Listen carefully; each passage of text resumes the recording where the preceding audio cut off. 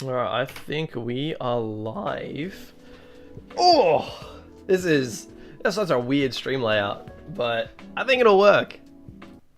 Oops, let me get all this stuff going. Alright, I think we're good. Let me get my chat. It's a bit annoying how the game doesn't loses focus when I exit out of it, but hello!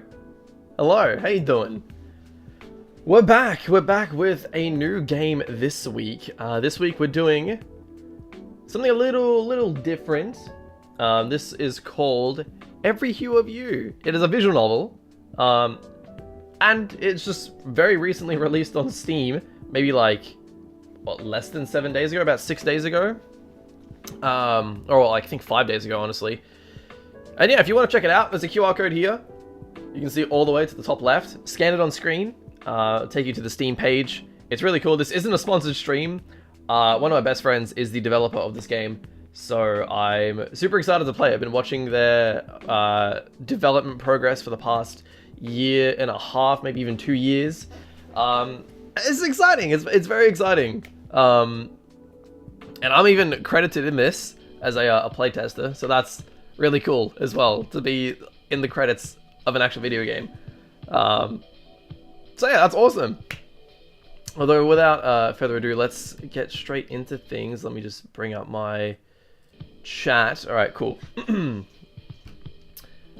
Yeah, this is really sick. I've gone ahead and moved down the audio a little bit because it can get pretty loud, but we are okay here.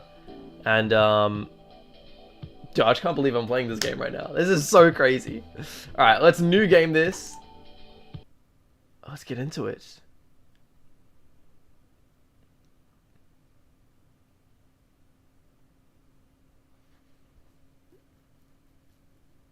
I'm hoping nothing goes wrong as well. I've considered the likelihood of your world, where it is not a flaw simply to feel. Yet I am unsure that such a place exists. So instead I shall write to you of our world. For as long as we can remember, our emotions have contained a special energy. An energy known as payoss. Every day, payoss changes how we think, how we act. You see, payoss releases when we express our emotions, or leaks out if we try to bottle them up. A surge of payoss can even create an outburst, sending one's emotional energy to a force nearby, possessing its spirit, causing some natural forces to act quite unnaturally. In Zenoa, our city-state founded upon the ancient philosophy of Stoicism, we've had our fair share of struggles with payoss. That's crazy. Everyone's just like stoic. Nobody feels anything. Nobody gets emotion. Imagine you're watching like a sport and your favorite team wins. You just be like, ah, yes, they have won the game. That's it. Hey, Lucy, how's it going? Chilling here, surrounded by food and cozy with the fiance. Nice to see your streams. Oh, so sweet. Visual novel, haven't played that in so long. I know, right? I haven't played one in a very long time as well, but this is one of my best friends has developed this game, so as a good friend, I'm doing some promo for them. We're not sponsored, but it's, I'm genuinely excited to play this. So, because of this, our people strive to keep our emotions under control, lest we unleash danger onto our neighbors. And so do I. Do the artists sick. At least, I try to. But sometimes life makes you wonder whether you're really the author of your own story. Oh, it's so cute!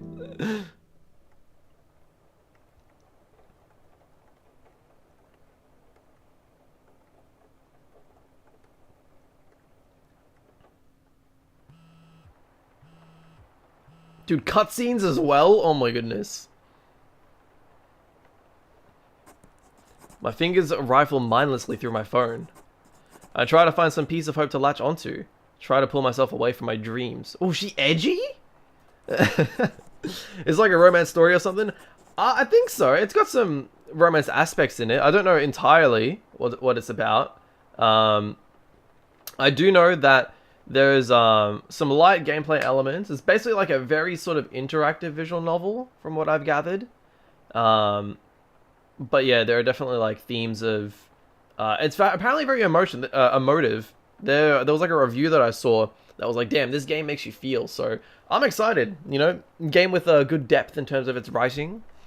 Every night I dream of a sunset from before, and every morning I awake to a sunrise from here and now, the after.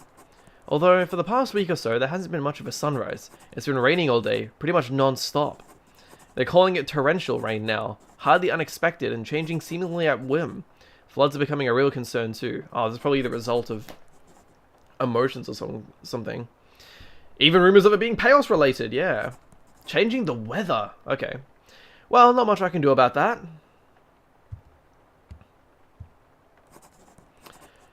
My life is a mess, and my hair is a mess. That's funny. At least I can do something about my hair. Just a bit of a trim. I don't want to expose our few remaining customers to my forehead. Yeah, true, bro. Look at her head. Hold up. If her forehead's like here, she cuts it off. Oh my god, that's a big head. Actually, it's kind of cute. Oh my goodness, it's so cute. Look at her. Dude, look at the bags under her. She tired as hell. I'll put my clothes on first. Then if I wear it up like this, maybe?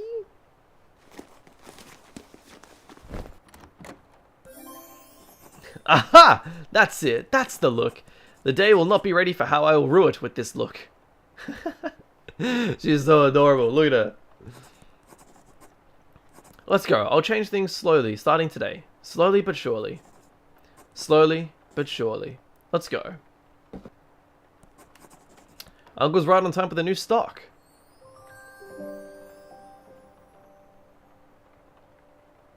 Aww. Oh, right. Yeah. I see his face after taking in my appearance, and it dawns on me. But I'm not going to dwell on that thought. Uncle's always getting emotional on me. I give him a pointed look. I hope you don't mind me stealing your look, Mum. Hey, that's how you know we Aussie. We Aussie in here with the M-U-M spelling of mum. Let's go. What's the genre of this novel? I think it's like philosophical mostly. Maybe a bit of romance too. I have no idea. But yeah, we'll see. Welcome into the stream, guys. If you're enjoying it, hit the like button. Helps out. Quite funny, Blue Strider. Love to see you here, of course.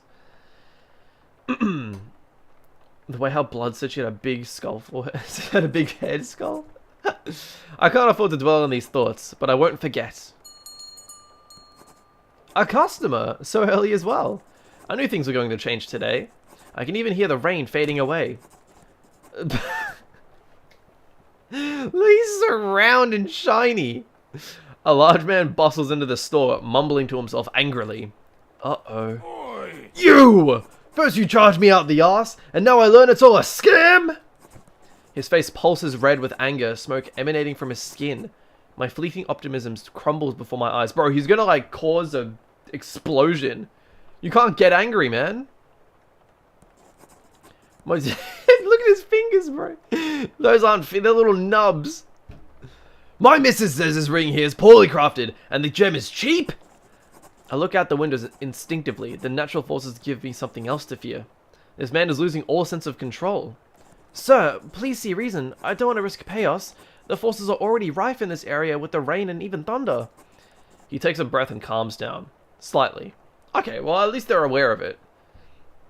Though I guess, you know, you can't really control your emotions, right? Something will startle you or something will cause you to get angry or something. The forces don't protect me from fraud, girl. You can't expect me to pay this much. I'm reporting this to the Zenoan trade, you hear? I'm sorry, sir. Like I mentioned yesterday, all our gems are hand-cut and locally sourced. That's why we have to charge a bit extra. Again, I apologize deeply, sir, but I can't afford to... Well, you see, we don't offer refunds on custom orders. And I'm offering to sue you. This store has gone to the dogs. What happened to the lady that used to run this shop? She made a necklace for my wife a few years ago, and there weren't any issues. You youngins just ruin all that we leave behind for you. You don't have any respect for it. Oh. Bro, Boomer! Actually, get him out of here, friggin' Boomer. His words are a perfect storm of hurt. They assault my mind, take hold and threaten to never let go. Suddenly, I feel weak. No, Mum wouldn't put up with this. But my body crumples beneath me anyway. A distant part of me hears his complaints as they grow more and more furious. My thoughts spiral, lost in the sounds of the rain plummeting down on the store's roof. Hey yo, Summary Mints! Spoilers! Get out! No, just kidding. Love to see you here. Oi! What the? Oh. Bro, did you see him? He was actually like red, sick with anger. No. A numbness seizes me. I don't hear the noise of the hand-cut locally sourced gem cracking against the tiles. The man leaves, but I don't hear the bell ring or the door slam. Dude, look at his beard. Dude, he's got that crazy facial hair going on. I don't hear Uncle call my name. After retreating to my room, I don't hear anything but the incessant rain. The days pass. I don't bother opening up. I don't care to get out of bed. Well, at least the gem didn't crack. It's like still intact, but the whole thing's ruined. My only customer in a week. Just one ring. I couldn't do that. I still can't get the image out of my head. All my attempts over this past year to be a competent jeweler, to improve my lackluster skills and take over the shop. It all resulted in nothing but those tiny, dismissed fragments in my hand. Forces. I really have forces.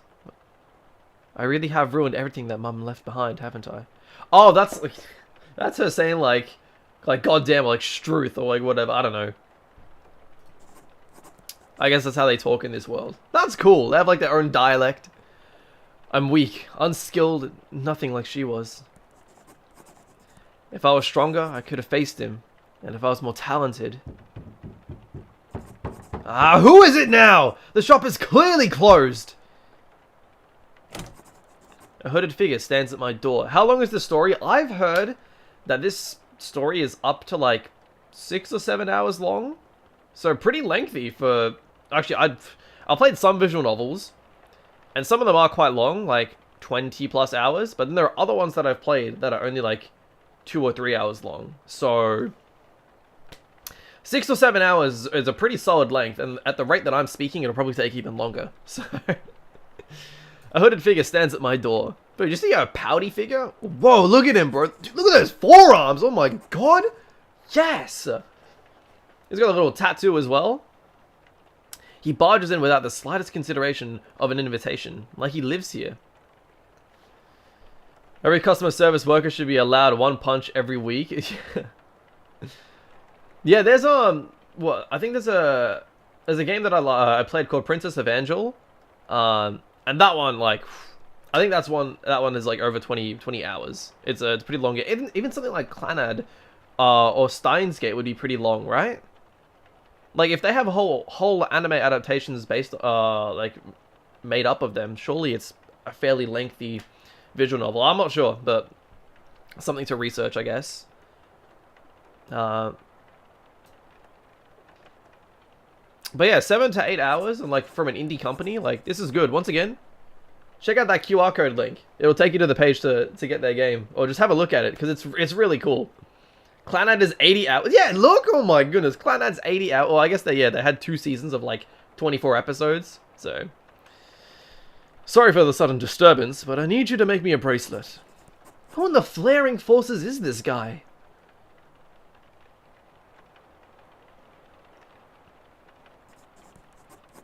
So, could you make me a bracelet? No, we're closed. Sorry. I motion towards the door insistently, but he ignores me. You'll have to open up again. Excuse me? Look, I mean this in the kindest way possible. I give him a skeptical once-over. I struggle to recognize his uniform, yet a part of my mind comes out of its groggy haze. Whatever you're doing right now, it doesn't seem like it's working. The haze lifts fully. I don't know how we came to that conclusion, but there's no rush. Focus on the bracelet for now.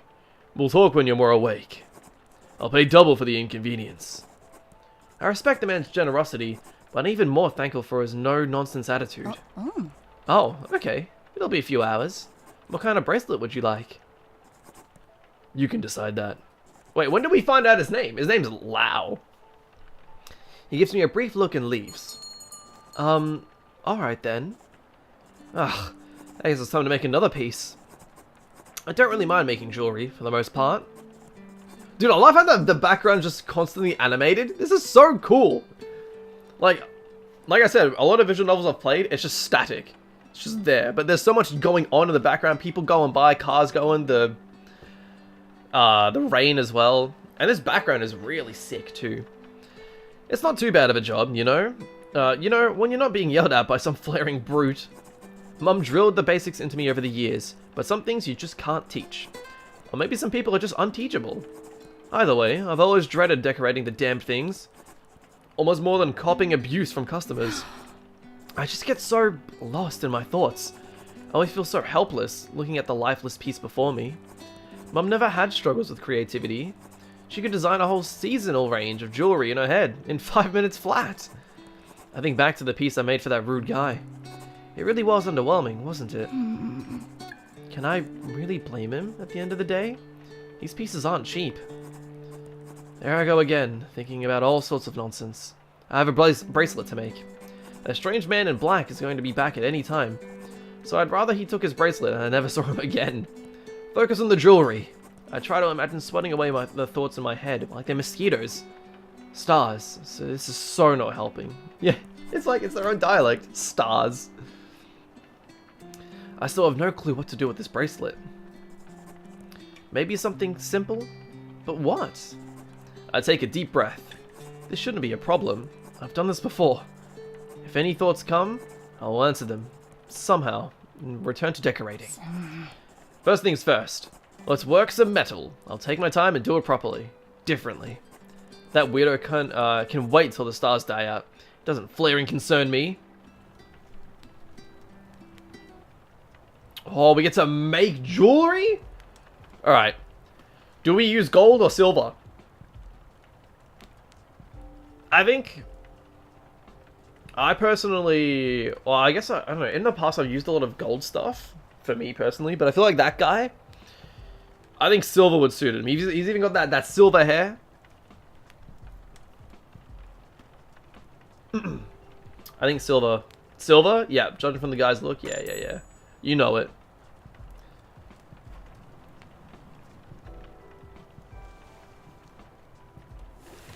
Nice. Look at that. What's that last thing? What's that machine? Alright, designs. Oh, it's so cute! Look at it. Now, what should I make for that strange kid in black? Didn't he look older than you? You look old as. Why are you calling him a kid? He seemed to like butterflies a lot. He seemed the edgy type. Maybe I lean into that.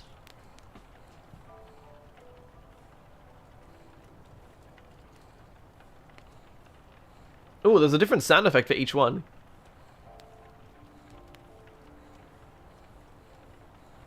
Okay. He seemed to like butterflies a lot. I mean, why else would you get a tattoo of a butterfly? Who was that guy anyway? He's obviously just not here for a bracelet. I don't know, but he was kind of nice. Despite his bluntness, unlike some people. Who flaring cares? Let's just get this over with. I think we can be nice. He was kind of nice despite his bluntness, unlike some people. I know I'm tired and moody, but this is the Twilight Jeweler. This is the Twilight Jeweler, remember? I'm trying my best. For now, that'll have to do, I hope. It's true. But what under the forces am I supposed to do? I'm trying, Mom. Ooh, hold up. Yeah, you know, let's be optimistic. I'm trying my best. For now, that'll have to do, I hope. Ooh, look at that. Wasn't gonna go well on him with the black gem as well. Oh, achievement get! The Twilight Jeweler's finest. Make your first piece of jewelry. Oh, you won't see that on the stream though. Damn it. The man comes back a few moments before I finish up. I give him a forced half smile and nod. I'm Lau, by the way. I head back to the counter. Twyla, charmed. Likewise. After a few finishing touches, I pack up the bracelet. I shift my gaze up towards Lao, and for the first time, I have a proper look at him. I recognize the uniform this time. Fear grasps at my spirit. I heard too, yeah, you can mouse over it and it'll give you the vessels of chaos. All living beings and natural forces have a spirit. Cool, yeah, you can like mouse over stuff in the dialogue, and I think if you go to the glossary, it's got, yeah, it does as well. I swear to the spirits, dude, this is sick. I love games that do this, that have like a glossary and you sort of look at like key terms and everything. I swear to the spirits, a common Zenoan colloquialism. Spirits are vessels of chaos. Naturally, for spirit humans, especially in Zenoa, aim to keep their spirits in balance to avoid causing chaos outbursts. Spirits are intangible and little of them are known. Nice. But it soon dissipates. Something about the man puts me at ease. There is something earnest in his gaze, despite the fierce coldness of his eyes and the sharp contours of his face. There is almost a desperation? Say, Lao, have we met before? He pauses slightly in thought, and for a brief moment I wonder if he's asking himself the same question. I don't think so. Look, I'm sure you've noticed by now, but I'm not really here for a bracelet. He reaches for what I expect to be his wallet, but instead brings out a... What is that? What is that? Bro, is he like a sorcerer? He's even got like the bandaged hand. A huge drop of water dances helplessly above his palm, as if some force is working against gravity, preventing it from falling onto his hand. How under the forces? All that is of nature. The sky, stars. Yeah, so it's like, it's sort of, I guess them practicing stoicism is sort of like a religion in a way. Like, they like adhere to the forces and spirits and stuff. I don't know. It's a weird, interesting thing. I don't know. I just noticed, wow, she's even like animated here as well. Bro, this is sick as. I love it. Haven't I been reading the news lately? Oh, haven't been reading the news lately, have you? Is that water? Why is it floating? Yeah. This rainstorm has undergone some strange changes, but it hasn't moved at all. Since it began, the eye of the storm has always been at this store here. It takes a few moments for the realization to dawn on me. No, it can't be. So that's why there's a flaring tracer before me. That's why it's been raining non-stop for weeks. It's because of me. A government official who works to investigate and regulate cases of chaos outbursts. Okay, we'll check out the glossary in soon. Because, like, I feel like I wouldn't want to constantly swap to the glossary. Like, if we get a nice break, we can have a look at some of the key terms. I'm so sorry. Forces, what have I done? I feel tears threaten to fall from my eyes. Lao's gaze remains unwavering. I've done it now. I've just completely let myself go these last few days, wallowing in self-pity, thinking things couldn't get any worse. And yet, I didn't mean for this, I swear. I'll make it better. I'll change something. I'll... Stop. His eyes escape mine. Don't do this. There's a firmness to his words, but also something more. You know who I am now, right? I know that you're a tracer, yes, but I haven't really met one before. Look, I'm here to help. Here to help, huh? If only it was so simple. I take a deep breath in. Lao, I think this is all a mistake. Thank you for your consideration, but I don't need... No chance that's working. Yes, you do. You do need help. Trust me, I can handle this on my own. This rain will disappear in a few days. No, by tomorrow. It'll be gone by the time you wake up tomorrow. I swear to the spirits. Don't give me promises you have no idea how to keep, Twyla. Fine. What do you want from me then, Lao? First off, this water isn't floating. It's repelling against people, like opposing magnets. Notice how I don't have an umbrella, and yet... You had a hood on! Yes, I was trying to prevent your neighbors from noticing me, though I believe they still did. Regardless, my hood was completely dry too, and my arms weren't wet, nor are my boots. This rain is a reflection of your spirit, your chaos, down to the finest details. You're avoiding people, aren't you, by holding yourself away in this store? I'm too unsettled to form words, but he takes my silence as agreement. You know what this means? You're the source of this outburst of chaos energy. A surge of pairs can travel to a natural force nearby, possessing its spirit with the energy of an emotion that is strongly felt. Yeah. He confirms what I had been fearing. What are you feeling, Twyla? Tell me. This rainstorm won't ease if you keep refusing help. I study his face for a few seconds. I don't think I've ever seen him around here. I'm feeling sick of your persistence, Lau. Too bad. There's only more where that came from. Dude, banter! We love banter. You'd frustrate the most stoic of Zenoans, you know that? I get that a lot. My mother used to run this shop. Used to be you couldn't get custom-made jewelry like hers anywhere in Zenoa. The Twilight Jeweler was someone special to so many. Over the decades of polishing her craft, she'd slowly built up her legacy. Then January last year, she fell sick. Since I was young, she'd occasionally be sick for long stretches, even to the point of being hospitalized at times. Usually, she'd get better in a few months, and often kept working through her sickness. So I really thought it wasn't too serious, but it was serious. I choke on my words. I'm truly sorry, Twyla. I've been trying to take over, but jewelry was her craft, really. I can do it, but still, I'm not sure if it ever clicked with me. And now, nobody comes here. Not a soul. Her life's work just falling to pieces before me. The tears flow before I realize. How could I have imagined it had come to this? No. How could I just leave? I know I'm super late on this, but I finally get her name. It's like the shop named Twilight. Yeah! Eventually, I push those thoughts aside and tell Lau about my run-in with that angry man. He was right though, no matter how much of a jerk he was. I've done nothing but ruin all that Mum left behind. We used to get customers from all over Zenoa, you know? I miss watching her work. And now I'm endangering people because I can't keep myself together. I should have at least been able to inherit Mum's strength. Lau furrows his brow. I really love that phrase. I don't know, I feel like I always see it in like visual novels and stuff, or even just in fiction. I feel like I barely see it in like stories or anything. Well, fiction stories. I barely see it like said much. But it's one of my favorite lines in fiction. Just furrowed X's brow. I don't know. I just always thought it was pretty cool.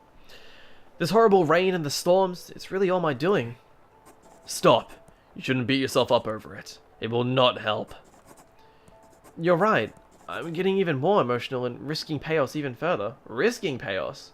When one is emotional to the extent that they are at risk of causing an outburst. You are, but that's not it. You need to avoid this thinking, starting now. You're trying to contain your emotions, but on what basis? Little other than fear and shame, I imagine. His voice flares up again, just slightly. Are you okay? Look, nothing I do is going to help you if you don't understand that. Feeling emotional about your emotions is hereby prohibited. It's illegal. Illegal? Wait, really? You can do that? No, that was an attempt at humor. Ah, right.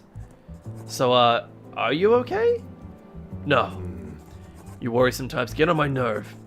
You're just dismissing an outburst as your fault, nothing more. That's also illegal. Really? Why? This is my dude. This is the way. Dude, I like the new Steam notifications, but I gotta turn off the sound because like I had a mate whose family sharing was open, and I thought it was another achievement. I'm like, what are they getting an achievement for? And I think a couple of them went off last week in the birthday stream. A couple Steam notifications, which was quite funny. Really? Why? This is my fault, isn't it? Huh? Really? You know what's more complicated than that, Twyla? What you just told me about your mother and that customer. None of that was your doing. Just accept that there are good reasons for your situation. It doesn't excuse your actions. It doesn't mean they are wrong. But for now, whether you're in the right or the wrong, none of that matters. Why not? Most don't get this upset over family passing, right? Otherwise, with you folk around everywhere, it'd be like the Chaos Police all over again. The Chaos Police? That sounds so funny. An infamous secret force in the pre-GPD Zenoa of state officials who, under the guise of being regular citizens, reported public displays of emotion. Oh, so they're like... Interesting, they're like spies almost. Funny, though you wouldn't be joking if you knew how incompetent the PRS is. Sorry, that's a huge inside joke. Oh my god. It's almost even worse than back then. The PRS Response Sector of Zenoa, a government organization under which tracers and psychologists work to resolve outburst cases. Huh? But he's part of the PRS. Anyhow, I digress. You're right. Not everyone does respond as emotionally as you have, even in cases as high risk as family members' passings. But what does it matter? You're a different person altogether. Maybe you have been negligent in controlling yourself. Or maybe you've tried desperately to contain your chaos and have just fallen short. But that's not what I'm tasked with investigating. I'm here to solve this outburst, to stop this rainstorm before it becomes dangerous. So my job is to help you, not to judge you, or shame you, or tell you the errors of your ways. So let's just focus on that, yes? Agreed? Okay, you win. I agree. Good, then let's... But you didn't give me an answer, Lau. Something's clearly bothering you. Let's just focus on your case for now. I focus intently on the coldness of his eyes for a moment. He stares back, trying to steel himself. Did I miss something? Inside joke? Yeah, it's just... It's like... got nothing to do with the game. Like, all my... Like, it's just something I have with my friends. They'll laugh when they see this. The PRS was the name of a group that I was a part of for a little bit, so it's quite funny seeing the line, the PRS was incompetent. But I spy a small glimmer of warmth before I can hide it. I know that warmth, that vulnerability. Forces know I've felt it before. Yeah, so you can replace forces with like God knows I felt it before. And I feel suddenly as if I know Lau, at least a part of me does. Even though I never met him before today. No, not agreed. You lose! Come on! There has to be some reason you're being so thorough with my case. After all, you do this every day, right? I doubt you're this meticulous with every outburst. There's so many of them nowadays. He doesn't respond. We stare each other down for a few seconds. I wonder where he got his scars from. They kind of suit him? Hey, she checking him out! And damn, does this boy need to visit a hairdresser? Fine. All of this started last week. There was a... The front bell rings and the door creaks open. Flaring earth! Why do people only ever come to this store when it's closed? I'm about to chew some poor straggler out for distracting me from Lau's story when a familiar friendly face entered the store. Oh, Uncle! That's funny. Followed by a familiar, unfriendly face. Oh. Hey, it's a little bald, round, shiny, fat dude. Why is he here again? Am I in for another round of torment? Twyla, you seem to be in lighter spirits today. Am I interrupting something? No, go ahead. I can wait. Thank you. I hope you'll be able to resolve whatever ails poor Twyla here. Uncle shoots me a concerned glance before continuing. Speaking of, Lewis here happened to be one of my newest clients, and he wanted to come in and apologize to you for losing his temper. Hold on, Arthur. Oh, he said. Oh, his name's Arthur. That's cool. The man pulls Uncle closer and to whisper something to him nervously. Why has Uncle befriended this man? He looks about as shifty as a Say Yesin salesman. His eyes darting from me to Lau frantically. Zayesin? Another city-state located below Zenoa, known for its eccentric populace and little sunlight, but mostly as being a city of many, many pleasures. Yes, of course they can, but no, I didn't know. I'll make sure. I can barely make out Uncle's hushed replies. Judging from Lau's smirk, I'm guessing it's related to his presence. Right, girl. Tyler, is it? Twyla. Twyla, yes, alright. So the other day I was a little out of line, you see. A little? Fine, what I said was out of line. No two ways about it. You happy? I looked at Uncle questioningly. Why under the flaring forces did he bring this fool here? Right, I'm absolutely blooming. Thanks. Uncle and Lau glare daggers at Lewis. Righto, listen, here's what happened, alright. That morning I just given my wife that ring as an anniversary gift, and she all but rejected it outright. Look, kid, I don't know the first thing about jewelry. I'm sure you can tell that. But seeing that look of disappointment on her face, like I said, I brought her a necklace from here before, and she loved it, so I reckon there had to be something wrong with that ring. And look, I don't know if that's on you or someone else, but that's the reason I nearly burned your store. Burned the store down? Oh my god. I guess it could be figurative. Burned down in anger.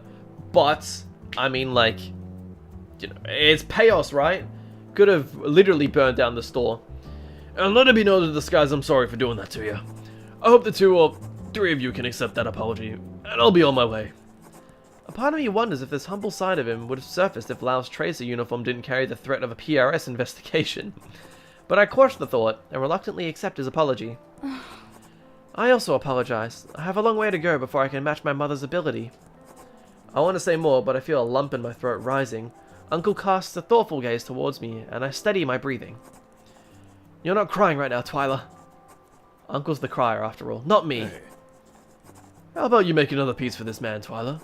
A necklace this time, perhaps. Free of charge. I'll cover the costs. No, that's alright, Arthur. I've done enough to this lass. I exchanged glances with Uncle, then Lau.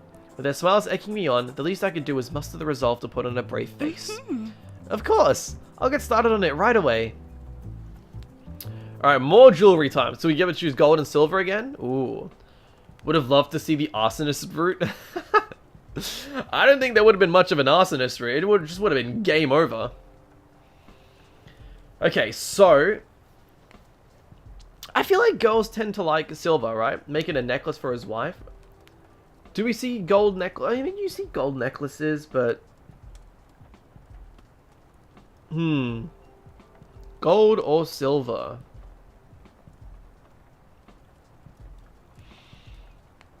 I'm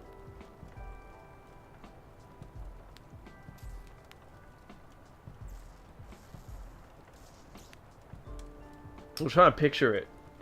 I don't know what his wife looks like. And well, I can't even infer anything because he doesn't look like somebody that would, you know, want to get silver or gold. He's got like no hair. So I can't even be like, oh yeah, like this would match you if your wife wore it or something. I'll go gold this time. We'll go gold.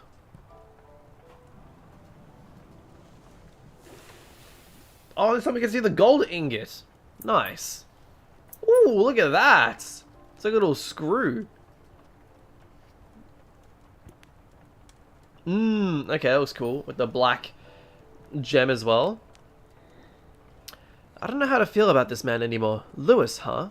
He doesn't look like a Lewis. He seems to care for his wife a lot. Maybe he isn't so bad, or I don't know, let's just forget it. I'll make something fancy looking and call it a day. Well, look, like I said, I'm Mr. Positive, but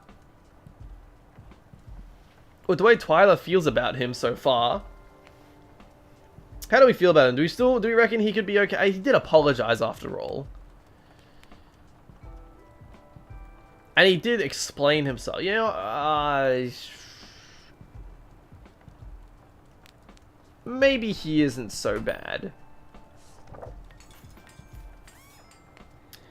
I wonder what Lau was going to tell me just now. Whatever it is, talking with him is helping me take my mind off things. I'm glad. He tries too hard to act aloof, that guy. Strange. Yes. Banter with him. Twyla just like, yeah. I can't believe Uncle ran into Lewis like that. Uncle's always been so good with people. I've always admired Uncle. He could always calm Mum down when she was stressed. I wish I knew more about him. He's always evasive when I ask him about his work.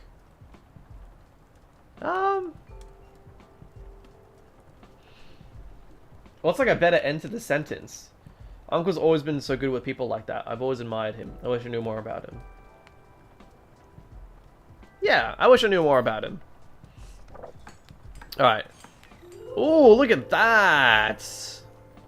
That looks nice as. Even got a little pink thing in the center. Dude. His wife better like that. The sun sets, making way for the rest of the stars to shine their brightest amidst the rain that continues through it all. Thanks, Twyla. I'll try not to smash this one. And look, if the missus doesn't fancy it, she'll just have to deal with it, hey? Maybe it'll be an antique when you're a Zenoan ace jeweler. Ace jeweler. The man chuckles heartedly. Seeing his complete reversal of his mood scares me a little, but I manage to smile as they leave. Okay, so maybe he wasn't so bad after all. Or maybe he's just saving face. But I guess everyone has to do that at some stage. Lau comes back after leaving earlier on official tracer duty. So, you were saying? What happened last week, Lau? Sheesh. I didn't even get a hi. How was work? Who am I? Your wife? Come on, tell me. Ooh! Already putting the seeds of romance in our minds. Ooh, spicy. Forces. Alright, alright. Where was I? Last week there was a case. Go on. Similar to yours. However, by the time I'd been alerted to it, the stakes had already become much higher.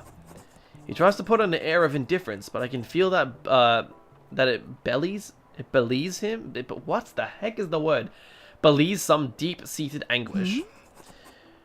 What were you tasked with resolving? It was this teenage boy. He'd fallen too far into the kind of thinking I'm trying to have you avoid now. Too hung up on feeling ashamed, feeling as if he'd done some irredeemable wrong. Like there was this cage around his thoughts. Nothing else got through to him, no matter how hard we tried, no matter who I brought on to the job. That mental cage had been built and fortified over many tumultuous years. By the time we were assigned to the case, it was near impenetrable. Which is why I'm not letting this rainstorm of yours go on for any longer. He reaches for the bracelet, but I pull it away. Huh? What now?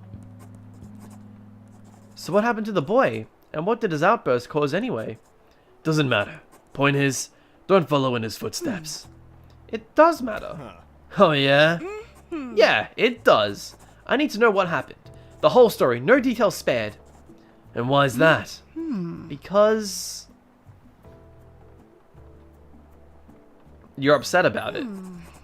Because you're clearly upset about it. How are you supposed to help me when you're distracted by your own feelings? Forces be damned. Fine, you win, as you would say. I just feel like maybe I'm not the only one in this store feeling confined by shame and guilt. Oh, she's calling him out hard! You'd make a decent tracer. So I'm right! More or less. Though if I didn't feel guilty over what happened to that kid. Regardless, I suppose you do deserve to hear it from me after uncovering that much. So, the story isn't short, but this is what happened. Hayne was the boy's name. He recently dropped out of university at 19. Hayne was as innocent as you are. A victim of a little more than his own humanity, I'd say. Oh, the music changed. Oh, was that backstory style music? Yeah. He was lonely. That was the key emotion in play. And it left him bedridden for many months. From my understanding, he felt completely isolated. I'm not exactly sure why. We couldn't even manage to pin that down in his state. My conjecture is that no one Hayne knew cared enough to truly know him. To breach the walls we naturally put up against those we don't trust enough. This kind of thing could happen to anyone, right? Even just out of circumstance. Yeah. I'd probably be in bed if Lau didn't barge straight up through the walls I put up. The first of those being the locked front door, of course. There had been small incidents for years. Witnesses told me their garden was always in a twisted disarray, which I'm sure you know, is never a good sign, yeah. He even told me about the time he managed to get out of bed and take a bath. But his loneliness overcame him once more, and the water froze over entirely. Oh, geez, what the heck? And yet there was not a single report. Parish response only became aware of the case when the danger was at people's doors. The Parish Response Sector of Zenoa, a government organization which trainers and psychologists work to resolve outburst cases. Okay, so it's just the PRS again. Dude, what if he just like froze to death because he froze the water in the bathtub? But why? How under the forces can something as severe as that go unreported? So when I was playtesting, this makes so much sense. Keep in mind of this symbol. This symbol, chat, keep in mind of this symbol. It'll be very important. That's so cool. I didn't notice that when I was playtesting. That's so cool. Rather, not playtesting. There was a demo. I did do a playtest, but this game also had a demo before it released. That's so cool. I didn't realize that this symbol is here. This symbol basically represents like the feelings. We'll get into that later on in this stream, hopefully. But why? How under the forces can something as severe as that go unreported? His family must have noticed. They did. He wouldn't have been able to get himself out of the tub otherwise. So why did they report? I'll get to that soon. So no one's more flawed than you may think, Twyla. In any case, Hayne's outburst possessed a natural force much closer to us than your rain clouds. Okay, so natural force, yeah. It possessed a great old oak tree behind Zeno Square. Zeno Square? The one on the other side of the country? Yes. Us tracers travel constantly, though I do more than most. Anyhow, this tree started acting on the feelings of isolation that entered its spirit, entangling passers-by in its roots. The roots would snake up around their body, all the way to their mouths, and muffle their screams for help. It was gruesome. I haven't seen anything like it before. Some victims had horrible contusions afterwards. So naturally, the space was to be cordoned off. Meanwhile, tracers were sent to find the source and create a plan of action. We called in doctors, psychiatrists, therapists, but none of the medicine or techniques worked. Then we brought in other teens who had suffered through outbursts, caring nurses, Haynes' childhood friends, even paid actors. Paid actors? Needless to say, I wasn't a proponent of that decision, but even somewhat nonsensical measures can work at times. As you can tell, it was pure desperation. We were trying to find Haynes someone, anyone that could get through to him in some meaningful way. No success whatsoever. He knew these were desperate interventions. And besides, everyone had already left him. His family and friends all turned their back on him because of how regularly he risked chaos. Hayne had been depressed for years, I was told afterwards. His family pushed him away from therapy. What? Away from therapy? The people close to him were ashamed and fearful of what others would say. No. I feel the hope drain from my face. Ashamed? But it's not his fault. It's not like he wants to feel lonely. You seem quite outraged for someone who needed to be told this themselves mere hours ago. Sorry. It's not like you wanted to feel grief either, Twyla. Oh, right. I gotta turn off those Steam notifications. Besides, I'm sure you've noticed this double-edged stigma in Zenoa around emotions. Double-edged stigma? How Zenoans tend to ostracize those unable to control their emotions, as if they've done some great evil. Oh, right. So you're saying while it helps keep people from risking chaos, the stigma also harms those experiencing real difficulties controlling their emotions, yes. It's an unfortunate reality for this city, but this has been the prevailing attitude since the times of Stoicism, an ancient Greek philosophical school with a focus on rational thought that circumvents the need to feel negative emotions in pursuit of a morally virtuous life. Okay, so you can feel positive stuff. Oh, so you can, like, pop off during, like, a sports game if your team wins. Interesting. What? Stoicism? Never mind. Can you understand now why I was so adamant you recognize urgently the dangers of fear and shame? I admit it, meekly. Something about how indifferent he is when he's right ticks me off. I'd almost rather you were all I told you so about it. Regardless, I'm glad you're outraged. It's well placed, even if it shows a lack of self-awareness. Gee, thanks. See, that's better. You wouldn't believe how much this stigma complicates Payos' response on a daily basis. It's more difficult than ever to offer victims lasting help. Zenoans are quick to shame those who fall vulnerable to their own emotions. 2 in 3 cases are repeat victims. Even the slightest of relapse in behavior are criticized by those around you. All this is meant in warning, not to scare you.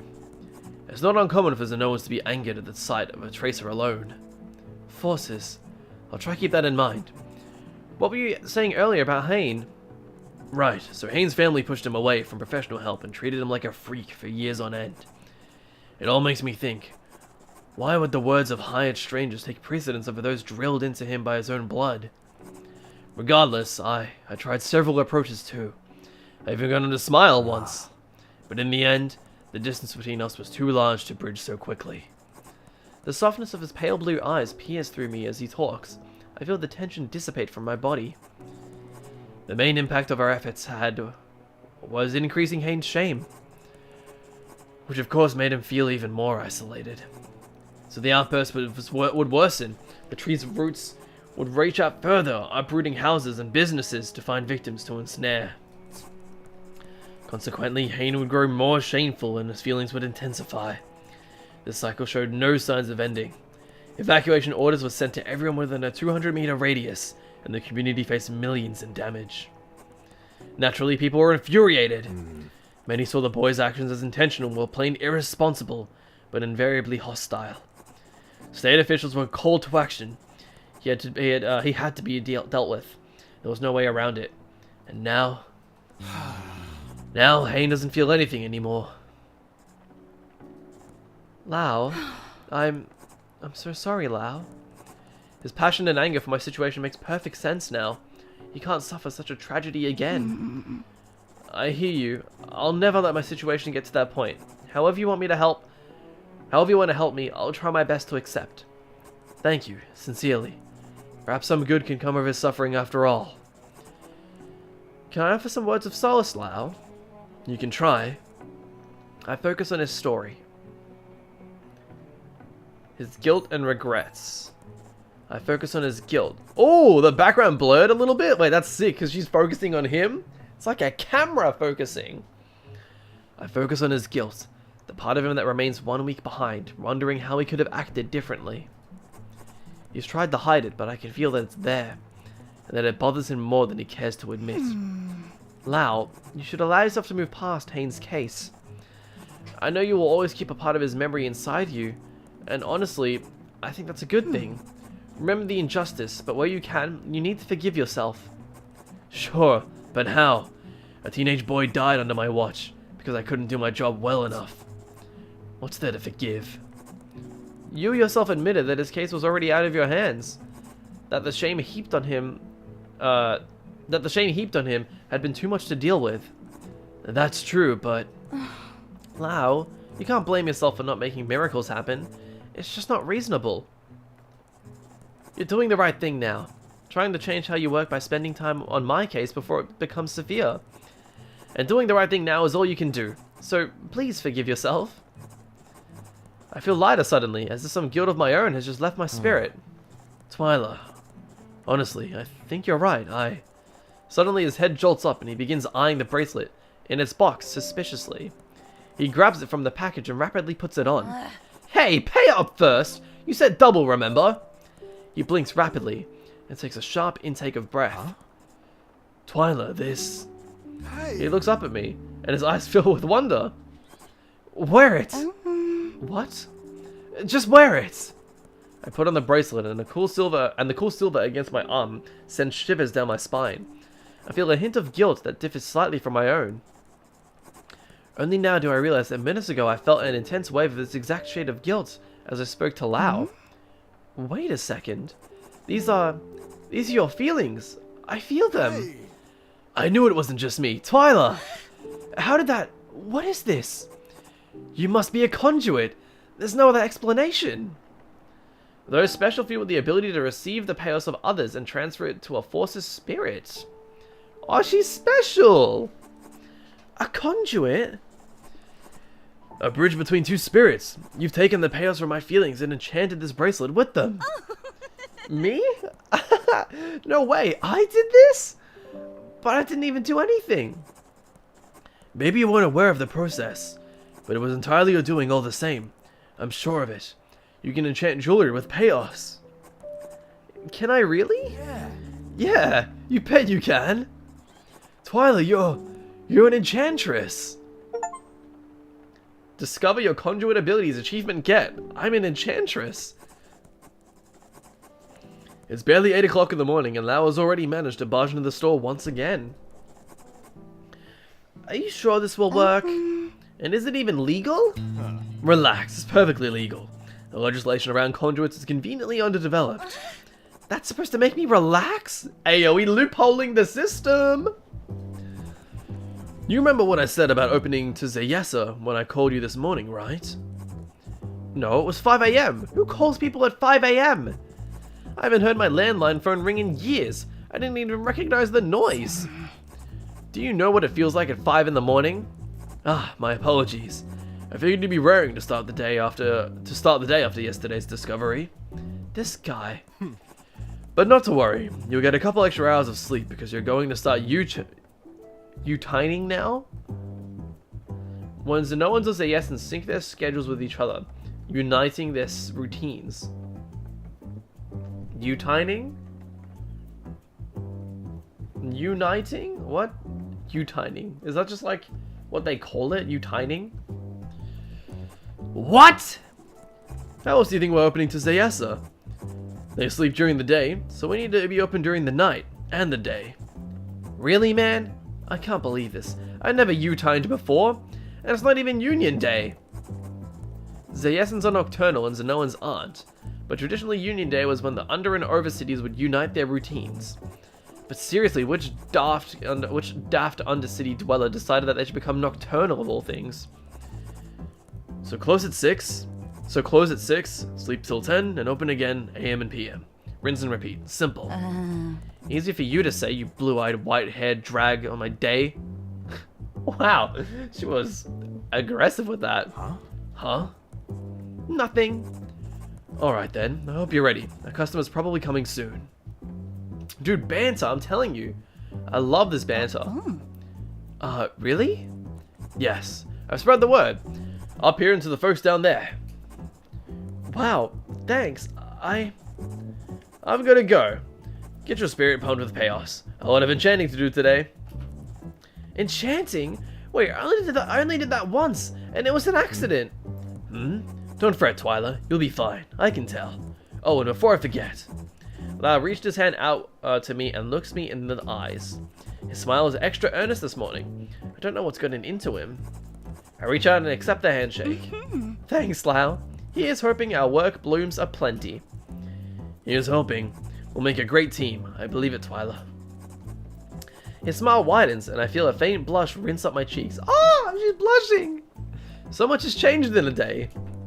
And all signs point to the days ahead changing even more. Yeah! Look at that! That's sick! Alright, that's got to be the end of a chapter. A few minutes later. Alright, let's have a look at the glossary. One thing I also did chat. I'll show it later, actually. Oh, okay, we've got lots here. Oh, does it show? It's got a notification for new stuff. Nice. Flaring forces. A lot of people only ever come to the store when it's closed. The natural forces refer to all objects of nature that can be possessed by chaos. When people speak of the forces, they usually refer to the skies, stars, wind, earth, waters, clouds, trees, flora, and so on.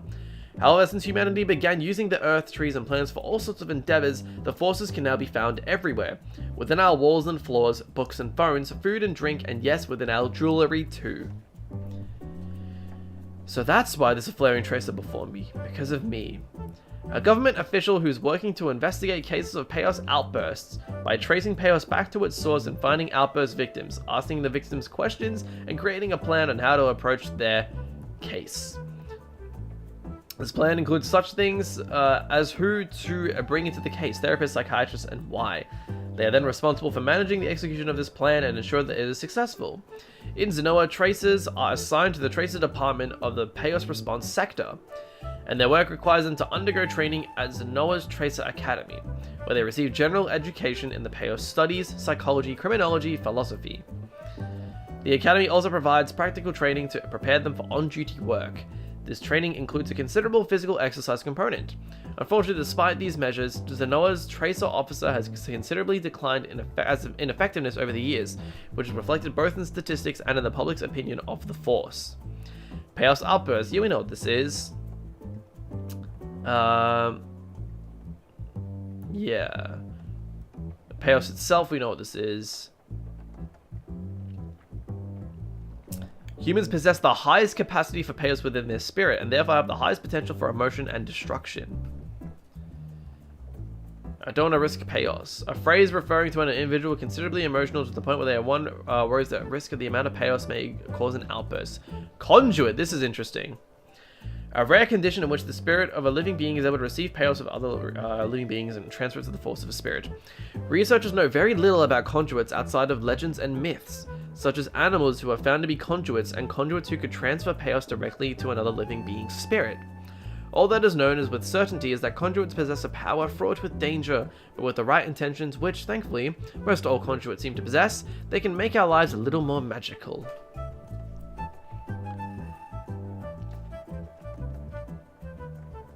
Dude, that flute, look at that flute go. Sounds good. One of many factors leading to the oppression and the spark to the GPD.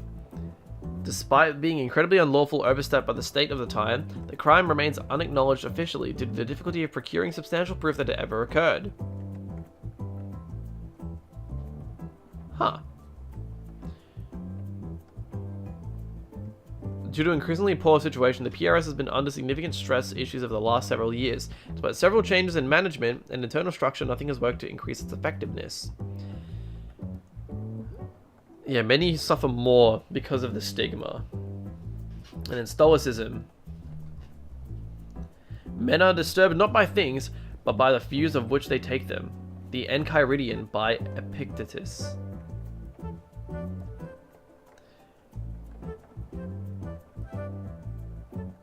Interesting. An ancient Greek philosophical school. Yeah, we know that. Stoics believe strongly that their material and external things such as wealth, status, and pleasure do not hold any true value. Really? Status and pleasure do not hold any true value. Status I can understand, but pleasure, that's interesting. Rather, only our virtuous judgments can truly make us happy, even in spite of any misfortune that may come our way. In other words, what we think of what happens to us is what matters, not what we actually happen. It's not what actually happens itself. In Zenoan's state. Zenoa was officially established as an independent state in 1899. Since then, has had many struggles for such a young country. Zayesa. Oh, look at that. City of Lights. Look at it. It's so pretty. Zayesa has a well-defined attitude towards chaos response, inundating oneself with pleasure to numb any need for emotion whatsoever. Oh, interesting. So it's like Vegas in a way. Just like you go to like Las Vegas, it's just like lights, gambling, women, drugs, probably. Like, interesting. Very interesting. It's frowned upon by these by those of other countries, especially Zenoa, but hey, it works, sort of. A sheep is a middle-aged man with a short temper, but easily frightened. He's easily frightened? We didn't know that. Oh, so he's got like a hard exterior, but like he's a little soy boy on the inside. Hope I never have to deal with him again.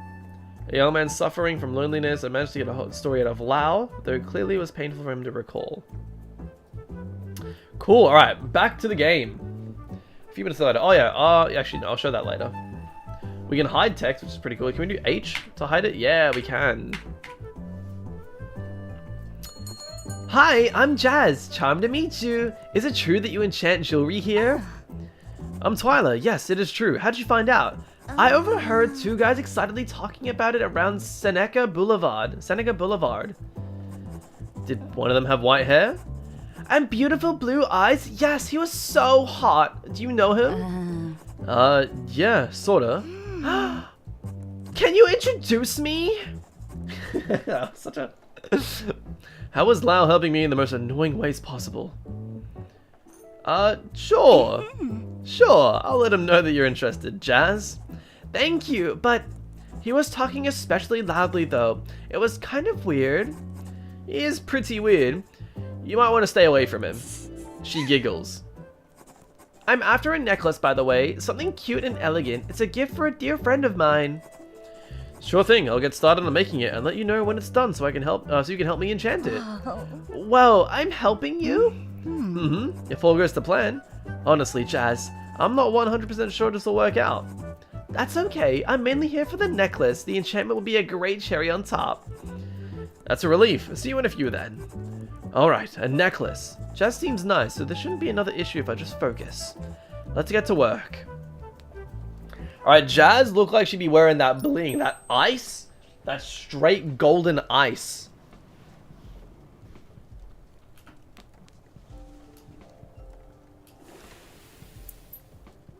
Alright, I'll show it now. If you want to get a better look at this whole thing. Boom! There we go. It's all... I can just like swap between the yeah, just the whole game, which has been pretty useful for a visual novel. Or we can bring myself back in the chat, the QR code. Hey, reminder, if you want to check out this game, you think it's pretty cute, the art style is gorgeous, and the music is pretty chill too, scan the QR code. For a limited time, they're doing a 10% off discount, so you can get the game even cheaper.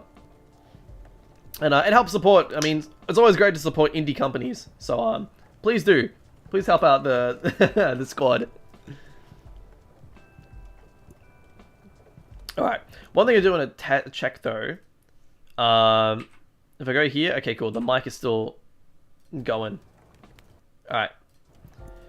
Designs, let's have a look here. Okay, time to decorate. Yeah, radiance. How? Let's try clean and pretty, just like Jazz, probably her friend too. How about freedom as a theme? Jazz seems to be, seems the very affectionate and expressive type, no? Clean and pretty just like Jazz. Freedom as a theme. Yeah. Yeah. If it's for a friend, you don't want it to reflect Jazz, but qualities like about Jazz in a way, if that makes sense. So I'm really doing this, huh? Enchanting jewelry with chaos. All I know is that something has to change. Let's keep calm and figure this out slowly. I'm going to enchant my heart to my heart's content and worry later.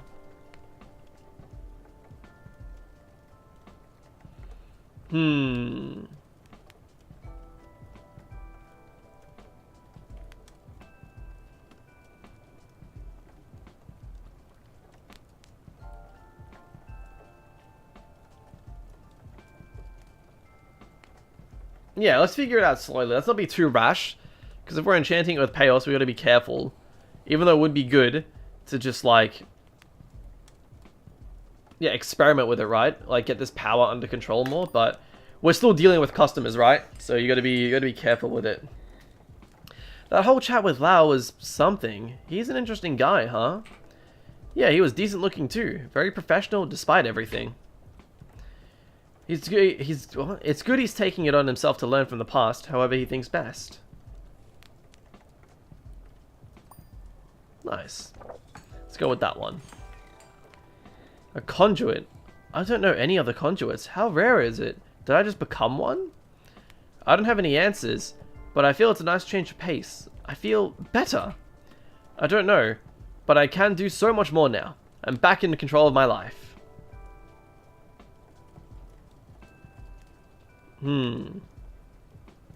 Yeah, let's be confident. Back in control, Twyla. A wise man once said, with great power comes great responsibility.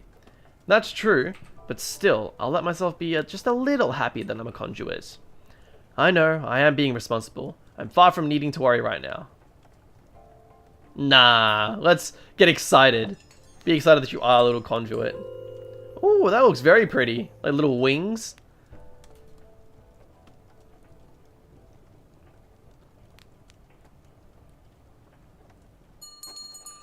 Hey again, Jazz. Here's your finished piece.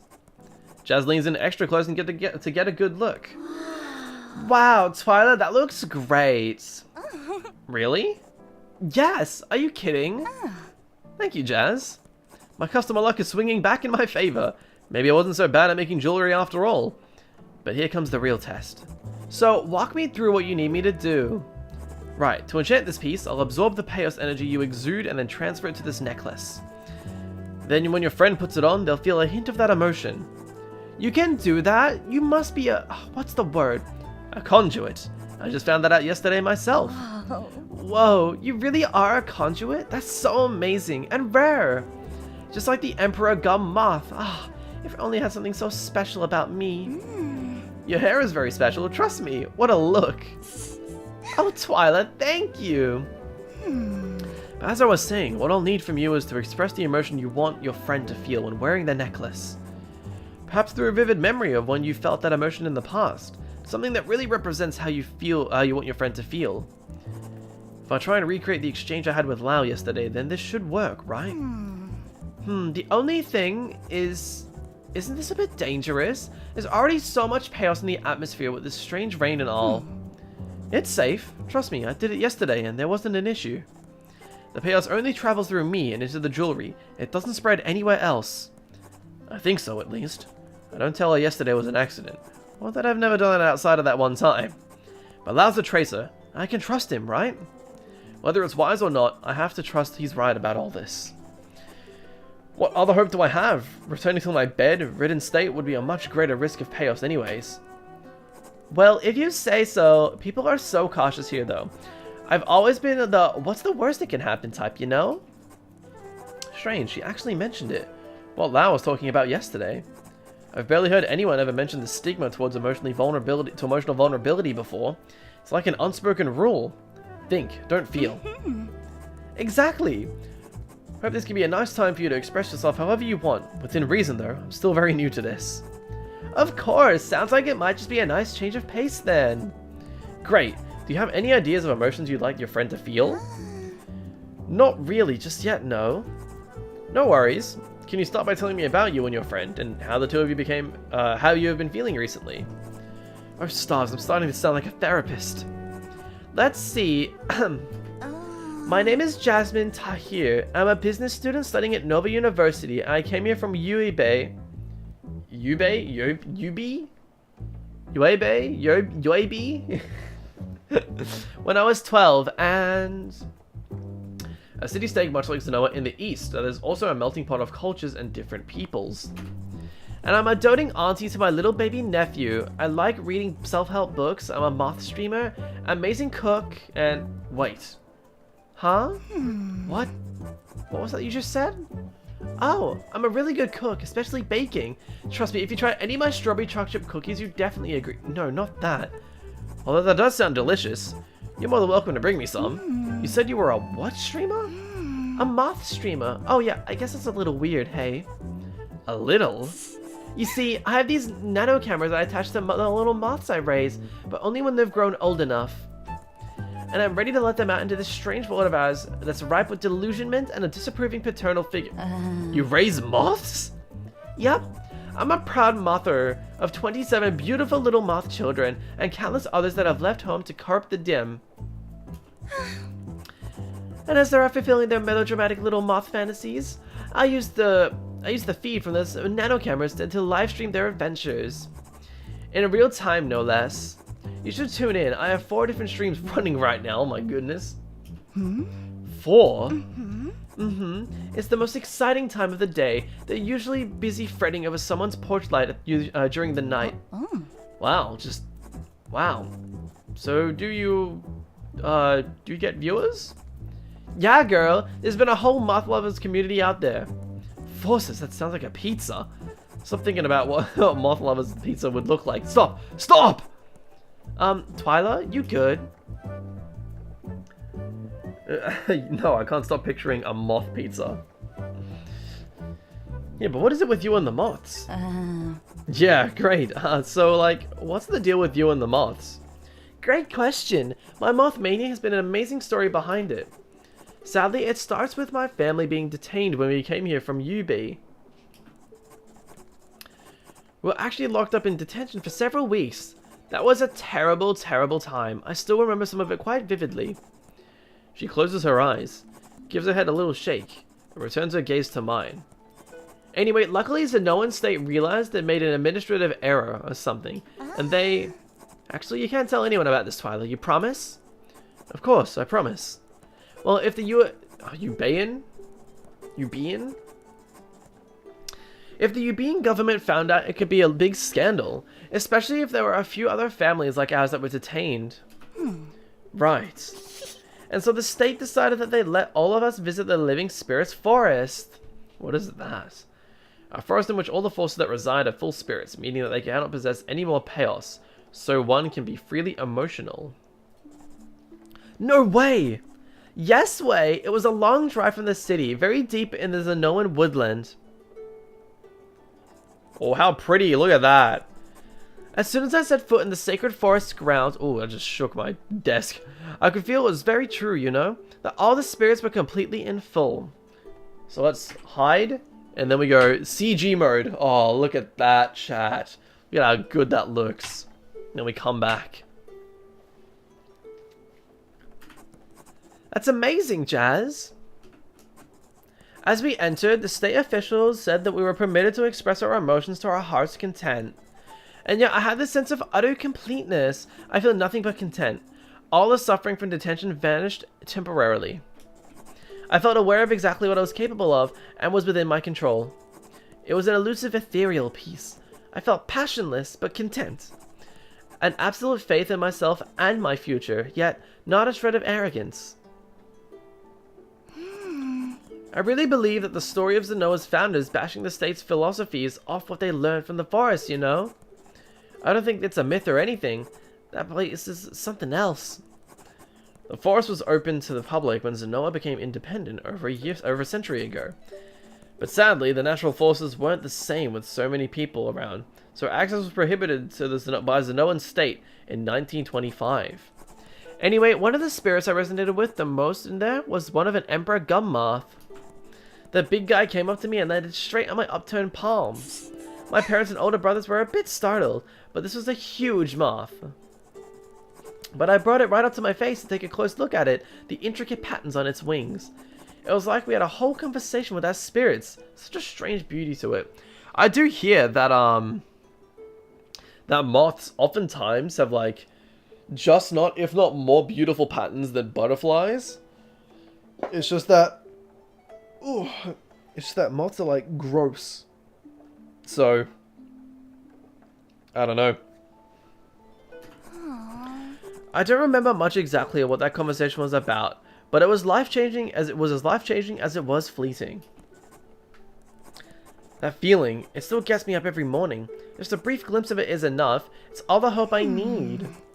Stars, that's wonderful, Jazz. Unbelievably wonderful. Isn't it? It's so wonderful that I decided to pursue a business degree just because of that moment. Really? Yep. I'm going to create Zenoa's one and only moth wonderland, and people will come far and wide to see it in all its serene glory. The only thing is, you know those butterfly enclosures? Yeah. I hate those. Oh, how come? No moths. Fair enough. It's blatant prejudice! Speciesism, I'm telling you! Aside from the tight-knit moth lovers community, there's no respect for the little guys out there. Chime in and criticize the moth haters. Yeah. You know what? You're right. Jazz, you have the power to change Zenoa's perception of the moth species. You will build Zenoa's first moth wonderland. Thank you for the pep talk, Twyla. You're a real one. But you know, no one else sees the things the way we do. Like, I know I'm not a smart person, Twyla. I'm not afraid to admit it. In fact, what I am afraid of is just how unsmart I am sometimes. Unsmart? Jazz, you're plenty smart. Yeah, look, you're just saying that. Don't think I'm not aware of what people think when I start talking about moths. I'm sure to some this fixation is as if I walked around wearing a sign that reads, "I'm stupid, make fun of me." Plus, no one's going to believe in my business model like this, but never mind that for now. I'll make it work somehow. My friend, though, her name's Ella. She's like the complete opposite of me. Big brains, small dreams. Honestly, I didn't have many friends in high school, so there aren't many I can call close outside my family. Really? But she's been so candid with me and easy to get along with. And families have their own troubles. That goes double for UBs.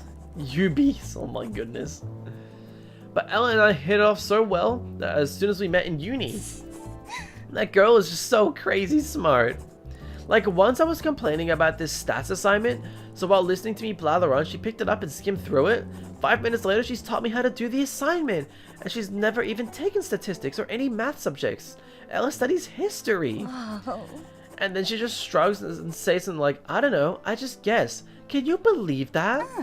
Forces, you could do wonders with that kind of brain. Yeah, but I worry about her. She has such little hope for her future despite her many talents. Always making cynical jokes and complaining about the state of society. You know the type. I nod. A man with white hair and a strange butterfly aesthetic going on comes to my mind. Maybe I shouldn't introduce Jazz to Lau after all, considering the potential butterfly/moth drama. Ella doesn't know what she wants to do in the future, either. She's told me just how it stresses her out. Look at that. That's rough. What about that indecision stresses her out specifically, do you think? I think it's because she's the type to take things quite seriously, you know? I don't know many people that take their lives as seriously as Ella does. She's always up to date on whatever's going on in Zenoa and around the world. She loves reading too. She reads all kinds of books. They're smart people books, you know? Philosophy, science, culture, all that stuff written by old people that think too much. And we don't think enough. I think I can understand Ella's stress. It can be tough when you're not surrounded by people who have similar ambitions or interests. It must make her feel even more lost. Tell me about it. I'm yet to find another as determined as I to spread the love of moths. So we want to work again to stress over her career prospects. What do you think Ella takes things so seriously? What motivates her? She just wants the best for everyone, you know? Ella just wants to lead a life that has a real positive influence on others. She wants to maximize that as much as she can, and she's kind of stuck at that maximizing part. Like a choice paralysis? Yeah, exactly. This decision means so much to her.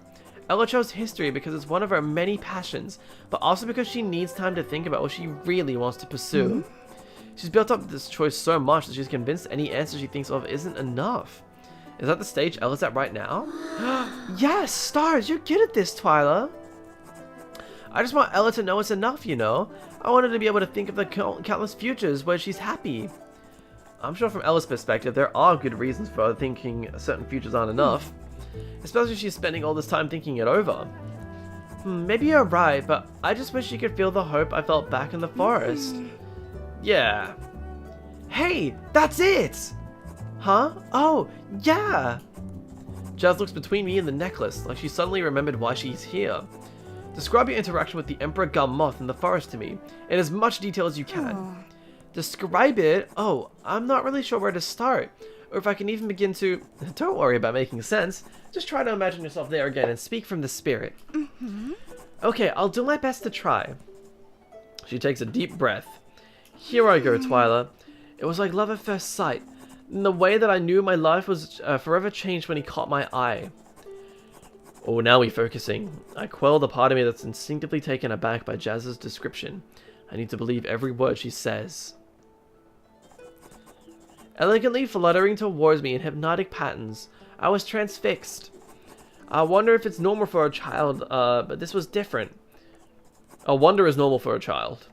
I lost all sense of myself in that time, as if it was just me in the past, present, and future. Each flap of his wings was a revelation. A new perspective, a new color to illuminate the world in the vibrant personal hues. Every hue of you? By the time he was perched on my hands, he'd built up a world inside my mind. A detailed glimpse of what life could offer me. But if only I myself sought the knowledge of how to unravel the chrysalis surrounding me. Beyond the chrysalis was this personally crafted silver of an achievable existence. One where I was truly happy. An elegant, realistic ideal. One that required my full understanding of how and where my yearnings should reach. So, for a girl entertaining her teens only to be met with the cold and harsh truths about what real human cruelty could look like, it gave me hope like no other. A hope that miraculously put struggles in UB and all the confusion and suffering I'd experienced living in detention behind me. I hope that it gave me an intuitive, emotional framework that would gently sway the steerage of my new life in Zenoa. A hope that I'd like my dear friend Ella and Twyla to feel too. Ooh. Oh, yeah, this is what I was mentioning earlier. I can feel a few different emotions here. Which one is her hope? Choose the payoff trace that matches hope.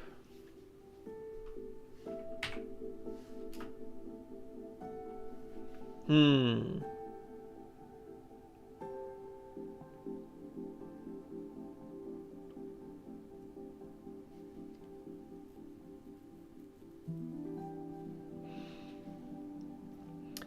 So hope is something with like...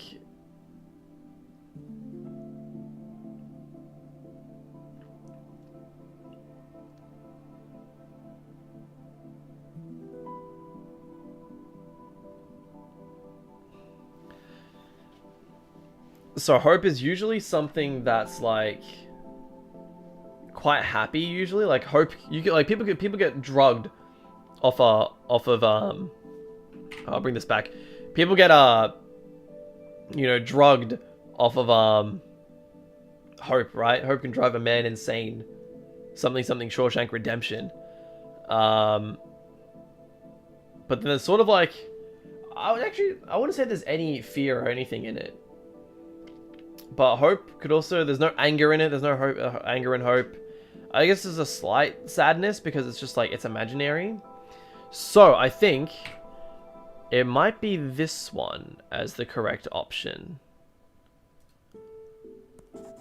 There, hope. It's flaring strong in Jazz's spirit too. Oh, mate. We get that correct. Achievement get. Make your first piece of jewelry. Identify the right payoff trace on your first try. Oh, let's go! To transfer this payoff into the spirit of this jewelry, I'll need to match its core emotions in the order of the spirit requires.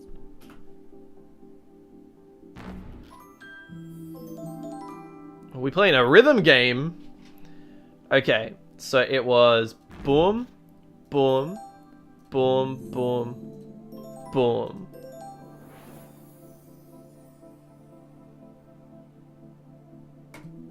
Nice. Hope for a dear friend. Enchant Jazz's peace. Nice.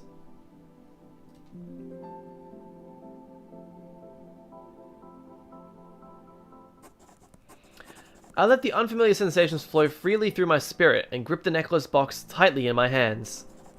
Without realizing, I slide it open and massage my thumbs against the silver until I feel the sensations flow through the tips of my thumbs. It all but fully leaves my spirit, leaving a small visceral imprint on me. Oh. You did it, Twyla! I clutch the necklace tightly, and sure enough, a hint of that hope that Jazz described so vividly swells within me. I did! I did! We celebrate frantically together for several minutes. Twyla, I'm so proud of you. I'll definitely come visit you again, girl. Please do, Jazz. It can get lonely here. You can come for a chat or another piece anytime. I will. See you soon, Twyla. Thanks so much for today. I can't believe how much you've done for me. Thank you too, sincerely. See you later, Jazz. After Jazz leaves, I head upstairs to the bedroom, keeping an ear out for the bell. Time to choose a look for tonight. After much careful thought, I set aside a nice outfit and settle on how I'll do my makeup for the night. Oh, she's so cute! Look at her! Look at her little pouty face. Hopefully this will have me fit better with the Zayasins. And if not, at least it's something to look forward to when I rip myself from my bed at 10 PM tonight. At around 4, Lao comes back and we head to the break room for some rest.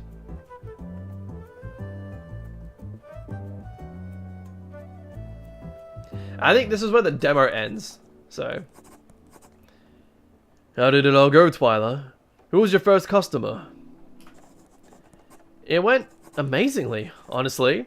Exactly to the plan I improvised along the way. Jazz was my first customer, a girl around my age. She's a funny one, but really sweet.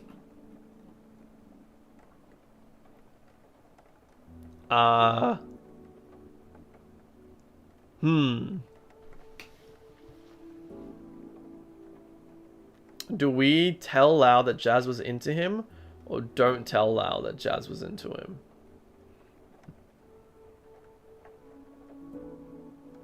No, this is how we do it. So we tell him that Jazz is into him, but he'll just see it as like a you know, a fan or whatever, and then that'll distract him from us, you know, flirting with him. So it'll be more natural. Here I go, Jazz. May the stars be with you. Actually, she was very interested in you, Lao. She asked me to introduce you. Interested? Yep, you know what I mean. She likes you, Lao. She's really pretty too. Okay. Okay? Are you going to ask her out? Ha! No. I can't afford to worry about that now. Besides? It's happened before. Lao? How many hearts have you trampled over? Did I just let an enemy of a woman around, I just let an enemy of all women around Zenoa into my humble abode? Never mind that. What happened today? I'm assuming the enchantment worked. What, then? It worked. I enchanted hope. Feeling hopeful for one's future specifically. Interesting. So yesterday wasn't at all an anomaly. The specifics were even conveyed this time as well. Did you try the piece on? Yep, I did. It was the hope she described, right to the fine details. At least, I think so. Yes, perhaps your judgment was skewed by just having heard her version of it. The rain has died down, though. La crosses his arms pointedly.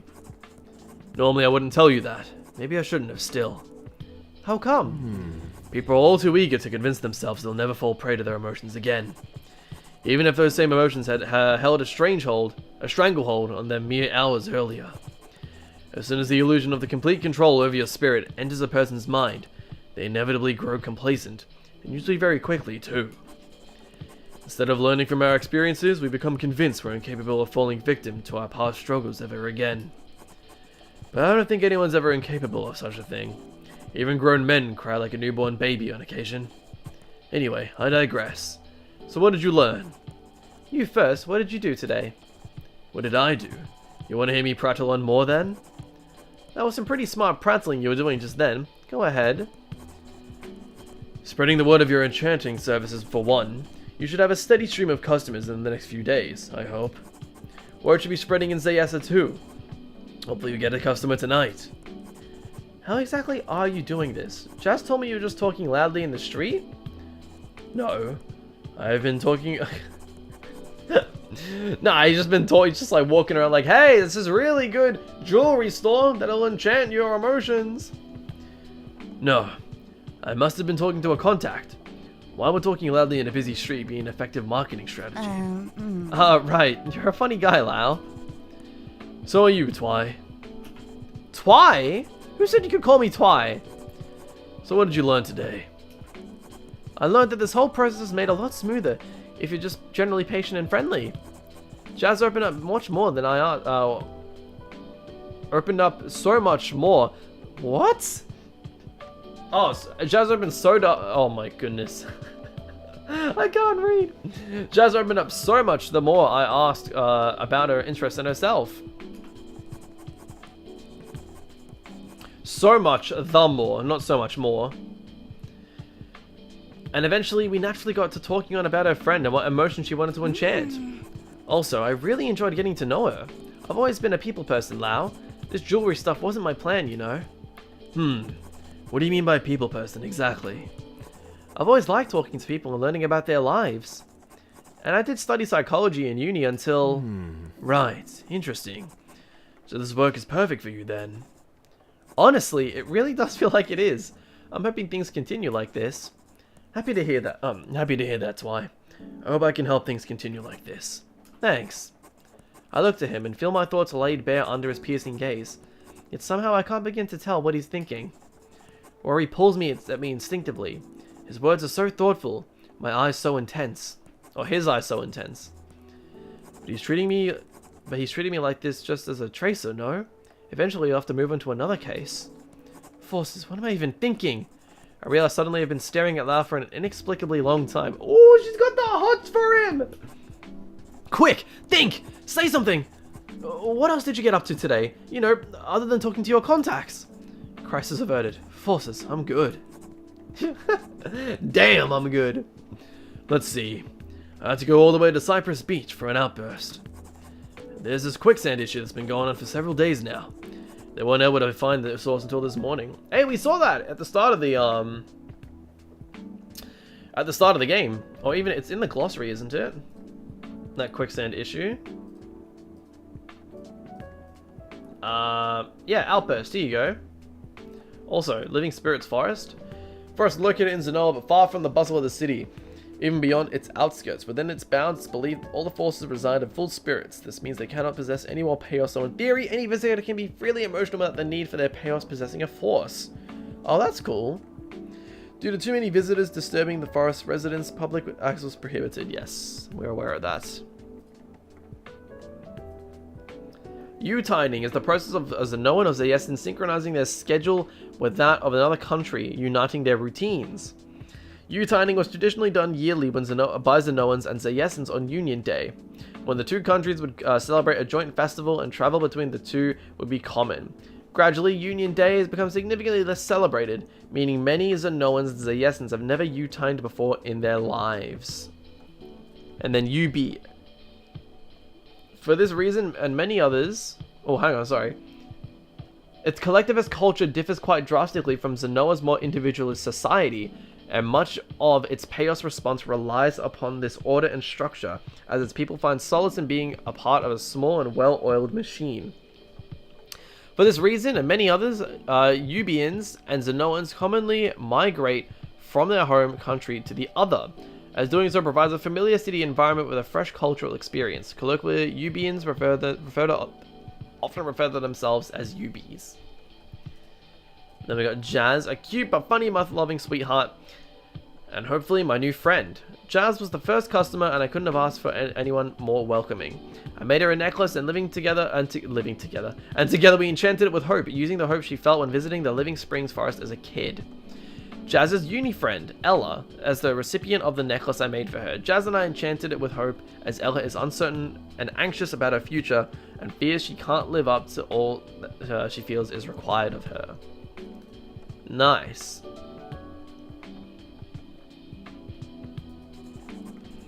Lao to the rescue, was it? You found the source? I did, Twy. The source was this anxious old woman named Miss Jukji. Doogie? Yeah, be Doogie. Miss Doogie, living a few kilometers from the beach. She was falling further and further into debt. The figures are pretty alarming. She said her children would soon come and help her. She seemed like she was trying to convince herself more than me, though. Whatever, I haven't not been doing his voice. Also, this is a repeat victim case. It was closed months ago. The quicksand isn't new, of course. The old case involved rotting palm trees. But her financial situation hasn't improved. I suppose it was only a matter of time until she cracked under the pressure once more. Not to mention the social pressure. Miss Doogie told me of her and how her neighbors kept a wide berth from her following her previous case. He lets out a sigh. Anyway, this isn't at all uncommon nowadays. This flaring country is known for it, even. Forces? That sounds alarming, Lao. Are you sure you should be spending your time here? I think I'm fine now, honestly. What's your last name? Lanning. Twyla Lanning. Twyla Lanning. What did I just tell you? Don't get complacent. I can't believe you have the nerve to... But I'm not in a state at all similar to that lady. Maybe you can just help me every now and then. Especially since you've spread the word, and we know I can enchant now. No. I told you, we need to start addressing these issues before they grow too severe to ignore. A bout of rain is one thing, but if the wind picks up and a hurricane forms, what if the lightning intensifies? Nobody put me on your case, you know. There actually is no case in the system yet, despite all the news. We're spread thin, which is ironic considering how thick some of these guys are. I thought tracers were smart, no? In theory, at least. There are so many that chose to be a tracer because they didn't know what else to do. Too many just barely scrape by in academy, and suddenly find themselves in the midst of the real cases. What were you like in the academy? What about you? Why do you want to know what I was like back then? I want to know if you were always the brooding, straight-laced type. Straight-laced? Did I stutter, Lao? Fine, I suppose I could do worse. So, Tracer Academy was almost 4 years ago. I admit I was rather studious. Ah, so I was right. More or less, I suppose. I'm not sure if you can tell, but I generally like Tracer work. I think what we do is quite important. Of course. I knew with some certainty beforehand that I wanted to pursue Tracer work. And even if the work was easy at times, I tried to treat everything seriously. At least I did so after my first year. There was this one professor who made sure of that. At the start of his class, he gave us all a speech about why we should treat the work we do in school seriously. In short, he told us that if we really wanted to be tracers, then one day, everything we learn should be applied to the real world. And it will affect the lives of real people. He asked students to leave the class and quit the school if they thought that it didn't warrant taking their learning seriously. Honestly, I felt it was quite good of arguments. Quite good of an argument. Kind of harsh though, don't you think? Sure, I don't know if I'd choose those words exactly if I was running his class. In the end, no one left that classroom, but honestly, I think several of those students should have. At least judging from how they conduct themselves on official duty, though I'll admit that's mostly speculation on my part. I wouldn't be surprised from what you've told me. It hits me now how lucky I was for allowed to be the tracer helping me. Are there other tracers like you? I'm still new, you know. I'm not that great of a tracer yet. You're familiar with my mistakes. Sometime I'll tell you about the best among us. Among us! In the meantime, have faith in yourself and stay strong, Twy. What you did today was no easy feat. And yet here you are, looking in higher spirits than ever. Remember that. He keeps doing this and it throws me off. Kind words, cold eyes. I will try to, but for now, I've got to get going. Make sure you prepare for the Zayesan clientele. You know they're a little different, right? Yes, I have a new look all ready to go. I'm just not looking forward to waking up before the middle of the night. Why, Lau? Why are people like this? I meant prepare mentally, but sure, I suppose that may help as well. Good luck, Twyla. I think you may need it. Try not to get scared by these people. I wouldn't believe the amount of outbursts caused by Zayasans creeping out as innocent soft Zenoans. Why would I be scared? Don't worry, Lau. And good luck to you too, wherever it is you're heading.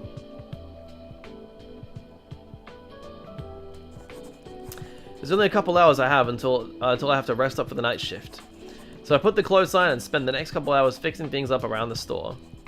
Lau was right, I can't afford to get complacent.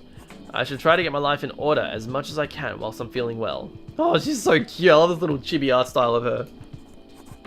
The storefront needed some well overdue cleaning. Dust had piled up alongside my growing negligence over the past few weeks. Uncle had stopped bringing in stock after I shut down, but I still hadn't got to organizing the stock from before all this mess. And then there was my room. I finally decided I'd had enough of navigating the cluttered floor like a rat in a maze and started putting things back in their proper place. Mostly. Great! Everything is nice and clean. Time to get some well-deserved rest. Oh, I love the nighttime vibes here. And I'm already awake. 4 hours. There better be hordes of Zayasans barging down my door for this to be worth it. Actually, there's no way I could handle that on my lonesome. 1 customer or 100. I'd have to get ready either way. Time for a makeover.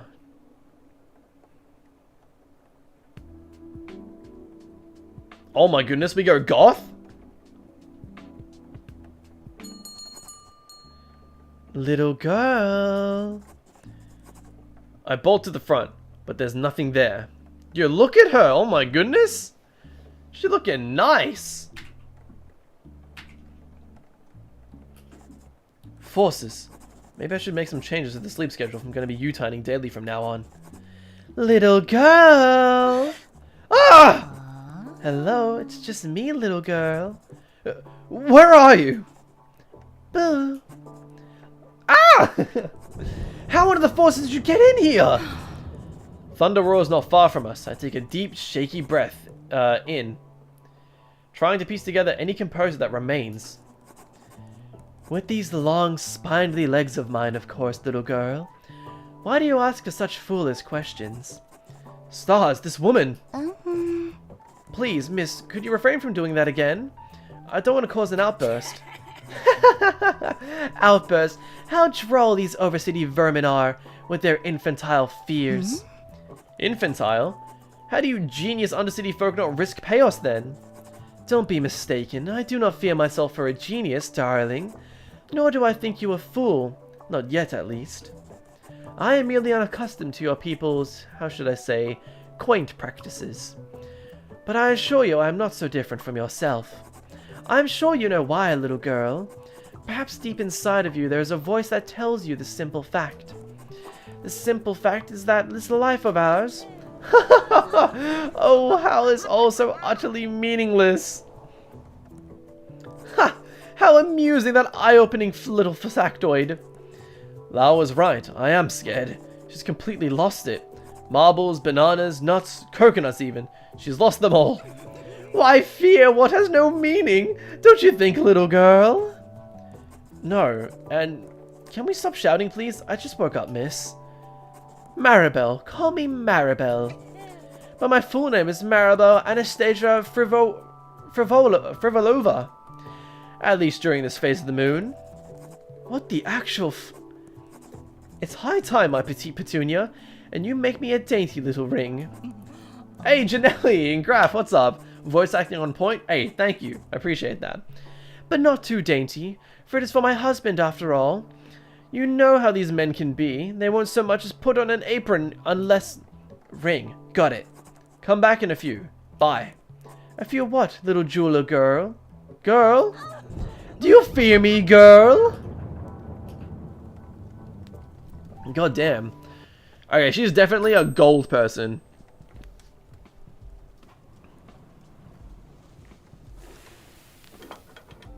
With that gold ingot. Ooh, a ring. Alright. A black jewel. Yes, I fear you, Maribel. Flaring Earth. I'm not so looking forward to this. No, I just have to take charge and do my job. I'll make her fear me. On the bright side, she seems very open. Maybe I can use that to my advantage. Yeah, I'll make her fear me. Not that she will, but... Copium.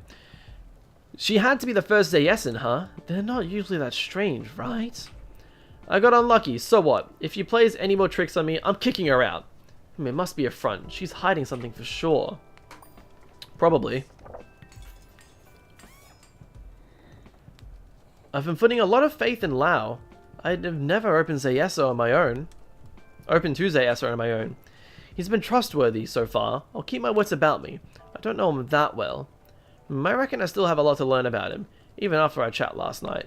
Yeah, been trustworthy, but we keep our wits about ourselves. Forget opening to Zayesa. How did he convince me to become an enchantress? Don't act like you're blindly going along with this. I chose to do this, and I will.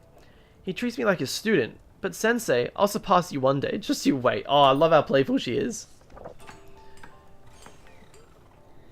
Okay, get back in the zone. After I wrap up, I'll have to face her again. No problem, I'll hold my ground. She's just a little eccentric. Don't take it to heart. Observe her well. I'm sure she will reveal plenty about herself without her words. Yeah, we gotta be attentive. Oh, look at that.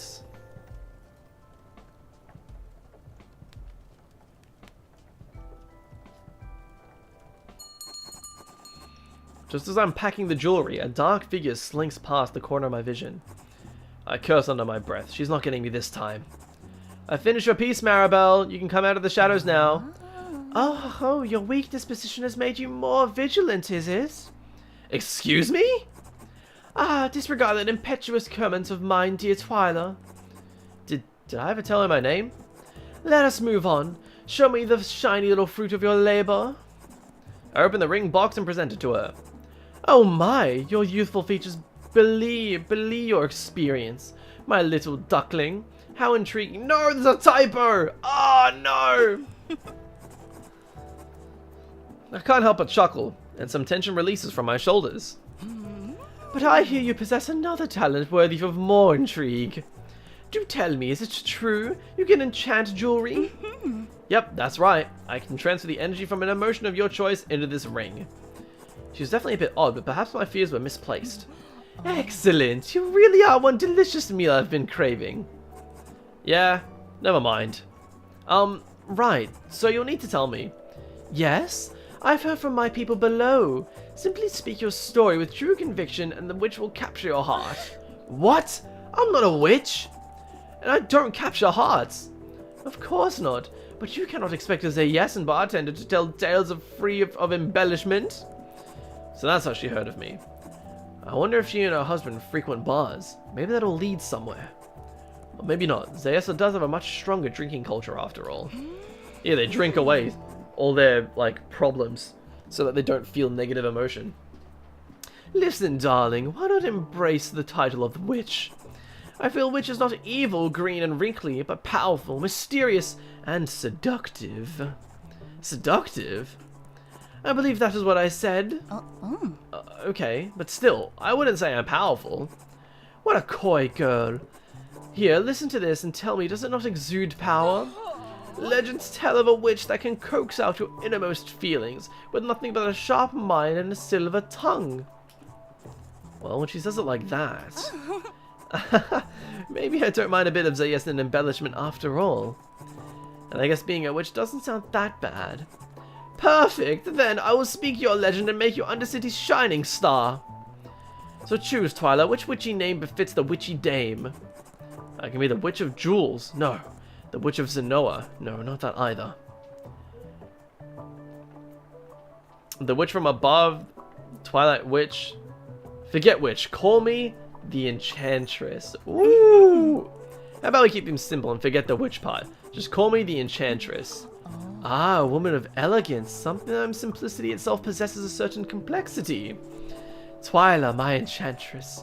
I will tell sufficiently embellished tales of your glories to my people below. Receive your Zayesan title, or Zayesan legend, achievement get. Wow, thanks Maribel. So then, that bartender you mentioned, was it you all along? You're mistaken, my tulip. I operate a bookshop. But in truth, it is not the bookshop that operates me, for the What? Oh, right. For the toll of time's passage affects me least within its literary confines. A bookshop? Wow. Have you always wanted to run a bookshop? Not exactly. In my youth, I was misled by the bright, insufferable pleasures my city pushed onto its people's faces. Dude, look at this place. You may think Zayesa is a strange place, my sweet Twyla, and you would be right, of course. Dude, look at this. Looks nice as. What is that? It's just Susan's bar or something? Maybe that's the bar? I don't know. Oh no, the bar's to the front here. Right there. But in truth, there is a reason behind our madness. And... excuse me. And that reason is why I find all this noise around me so utterly meaningless. What is the reason then? Why do you think Zayesa is so strange? Let us say that not everyone has found the fulfillment I have. Not everyone has left their life being constantly inundated with material pleasures to the point of idling their brains in the past. That's a lot to take in. I wonder what kind of life Maribel left in the past. Could you tell me more about your husband? You two like hanging out at bars, right? With respect, you would not catch me alive in those filthy Undercity bars, dear. Not anymore, that is. As for my husband, he does reek of booze far more regularly these days, it is true. Yet I'm certain his problems do not reside in a bottle. For instance, the bartender likely causes more problems for old Mr. Frivolova than any drink ever could. Does it go so far as to bring those problems to my humble bookstore? Despicable! What was a bartender doing in your bookstore? Who is this guy? He is merely a shameless snake, surreptitiously slithering into my sanctuary of stories, hissing about how my husband spends his nights in a drunken depression state since I stopped accompanying him to the bar. Isn't that kinda him, though? Yes, it would be kind, right? If his words were not laced with venomous lies. Dear, you should have seen the perverse look around his eyes. It made me sick. Looking me up and down with a debasing glare, and he had the gall— that's me! That's gall.P! He had the gall to claim my husband must not satisfy me. That's disgusting. It is. Preying on my husband's issues in an attempt to come between us. Her husband's issues? Sinking his fangs into my personal matters under the pretense of helping me. The vile snake! He told me of your enchanting abilities. A convenient way of slipping into a conversation.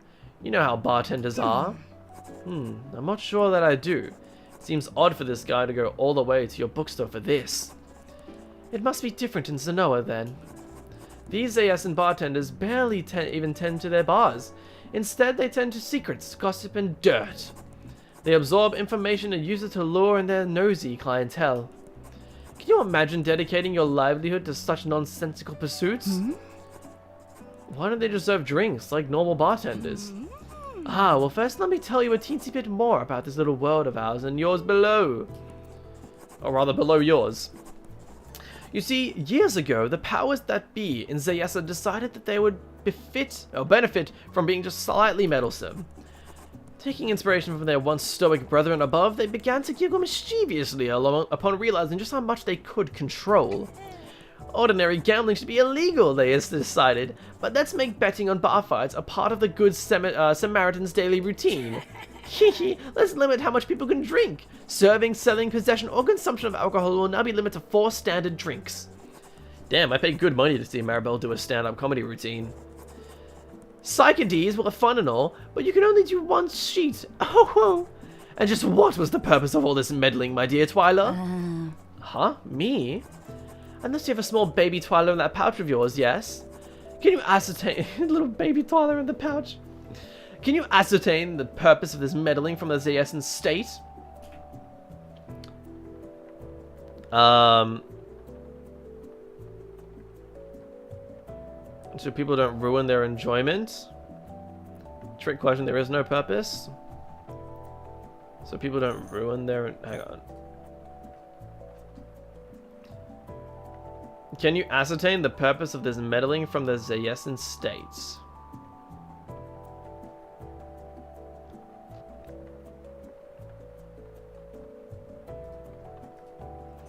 So I would say people don't ruin their enjoyment because they're so focused on like keeping the pleasure. But it could be a trick question. There is no purpose. I don't know.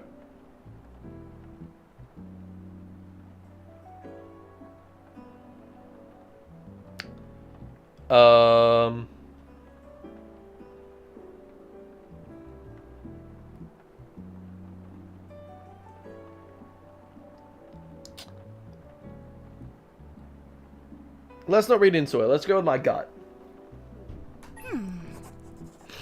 Is it so people don't ruin their enjoyment? It makes sense considering Zayesans are so focused on pleasure. Full marks! Well done, my bright pupil! Answer Maribel's question right on your first try. Brightest pupil! That's why we go with our gut feeling, chat. My theory is that beyond a certain point, activities like drinking and gambling will overall result in a net negative amount of pleasure. Zayesa as a whole brought more pleasure when people abstain from more than 4 drinks standard, so the state restricts how much you drink. Simple, no? The state called it pleasure regulation. I like to call it the spoilt dinner policy. Regulates pleasurable activities to ensure the total positive emotions felt outweighs the negative. For example, Zayesa has legal limits on drinking. Huh? Dude, 4 drinks? How can you get wacky sloshed? I need at least, like, 7 or 8. When a mother snatches sweets away from their child before dinner, she takes a small joy away in the hope they'll enjoy their dinner more later. Just like the Zayesan state is doing with this cheeky pleasure regulation. That makes sense, actually. Indeed, on paper, the policy is quite sensible too, but ironically taking away small joys angers adults far more than children. I'm ashamed to admit I was one of those adults in my materialistic mid-20s, furious whenever the lollipop was snatched out of my hands. Alas, we were all barking up the wrong tree, but that's life, isn't it, dear? You bark like mad at the tree for years, then one day... Just a second, Miss Frivolova. You still haven't answered my question.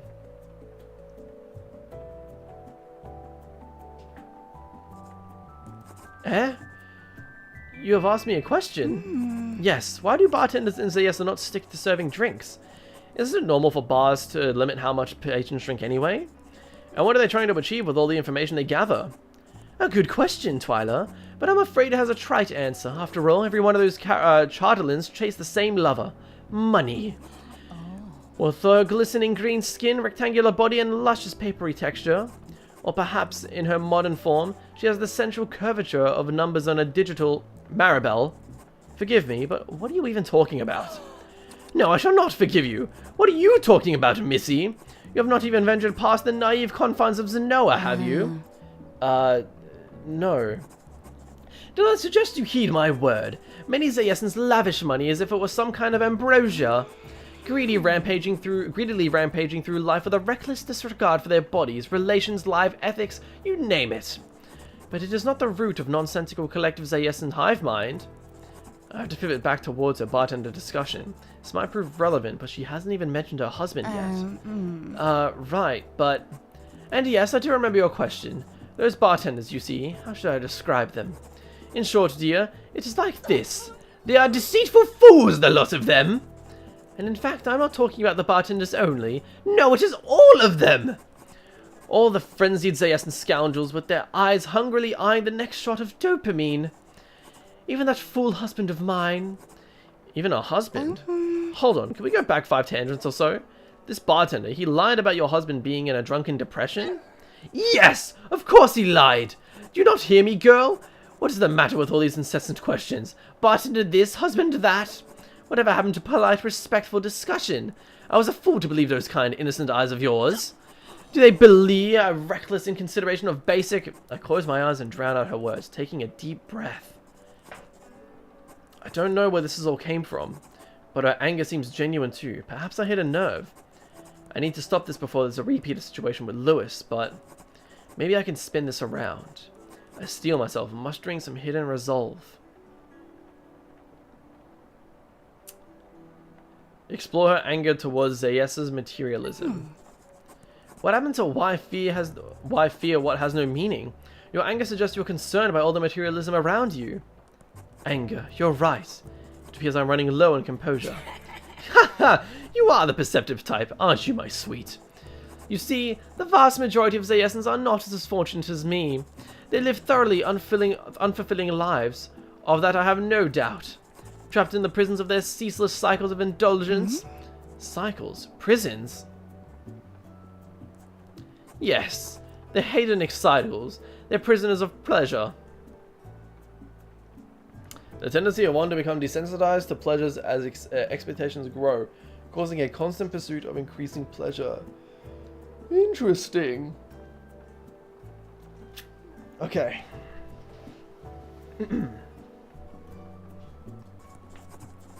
They squeeze all the juice out of one source of pleasure until it's completely drained and no longer provides any joy at all.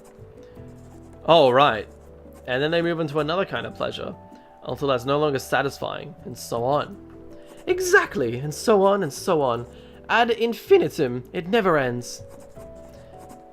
I look around these living zombies, and I pity them. It is pure insanity. How anachronistic for such an advanced species to be set back by such a fundamental misinterpretation of joy. Ah, Maribel, why use big words when small words are okay too? And somehow I am the insane one? Am I the zombie? I'm considered stuck in the past in my pursuit of fulfillment? And even for how I look, how I dress? She does kind of have an undead 80s look to her now that I think about it. They tempt me towards contempt. They truly do. Yet no, I must not allow myself to see malice in such folly, especially as you rightly stopped me from doing so earlier. It must somehow remain the most enduring human ignorance for a reason. It must. Well, I can help you with finding that reason, of course. I mean, like you said, I've never even visited Zayessa. But I imagine there's another reason you should avoid content. Your husband's issues, right? Haha! Ouch, my dear. Please be careful. You will cut me with a mind so sharp. But you are correct, of course. My husband is in a very much a similar situation. He has misinterpreted joy and is too prideful to listen to my word of advice. He will not heed a single word I utter. The fool continues to chase pleasures like a stubborn mutt chasing a bone. How it pains me to think some part of me loves this fool, is willing to be led astray by the shiny synthetic toys of our society, our culture, our city. And yet somehow he remains confounded at his lack of fulfillment. This man's judgment is beyond my understanding. So tell me one thing to help me enchant this ring for your husband. You claim to have found fulfillment and to have moved beyond this hedonic cycle yourself. But how? Ah, yes, I have not explained that one. For the one fortune most graciously bestowed upon me. I was lucky enough to come across something true one day. It was an ornately bound compilation of papers, commonly referred to as a book. Yes, I'm familiar with those. This book led me to an indescribable discovery. Hitherto this encounter, something core to my being was lacking, yet I had not even realized it. Meaning, or his beautiful older sister, fulfillment. This must have been some book if you found the meaning and fulfillment you lacked in. Yes, well, if I'm honest, I'm not so sure it was entirely the case. Perhaps it was just so much the book itself that it helped me, but the act of reading, a good environment, and a benevolent soul. At the time, the late owner of the bookstore, Mr. Nelson, bless his kind soul, was my boss. My desire was to laze away in the empty shop and earn easy money. You must know how few people read these days, dear. It's even less than Zayasa. I was not an upstanding individual back then, unfortunately. Please, my tulip, shield your innocent mind from my days lost in delinquence. Yeah, sure. You see...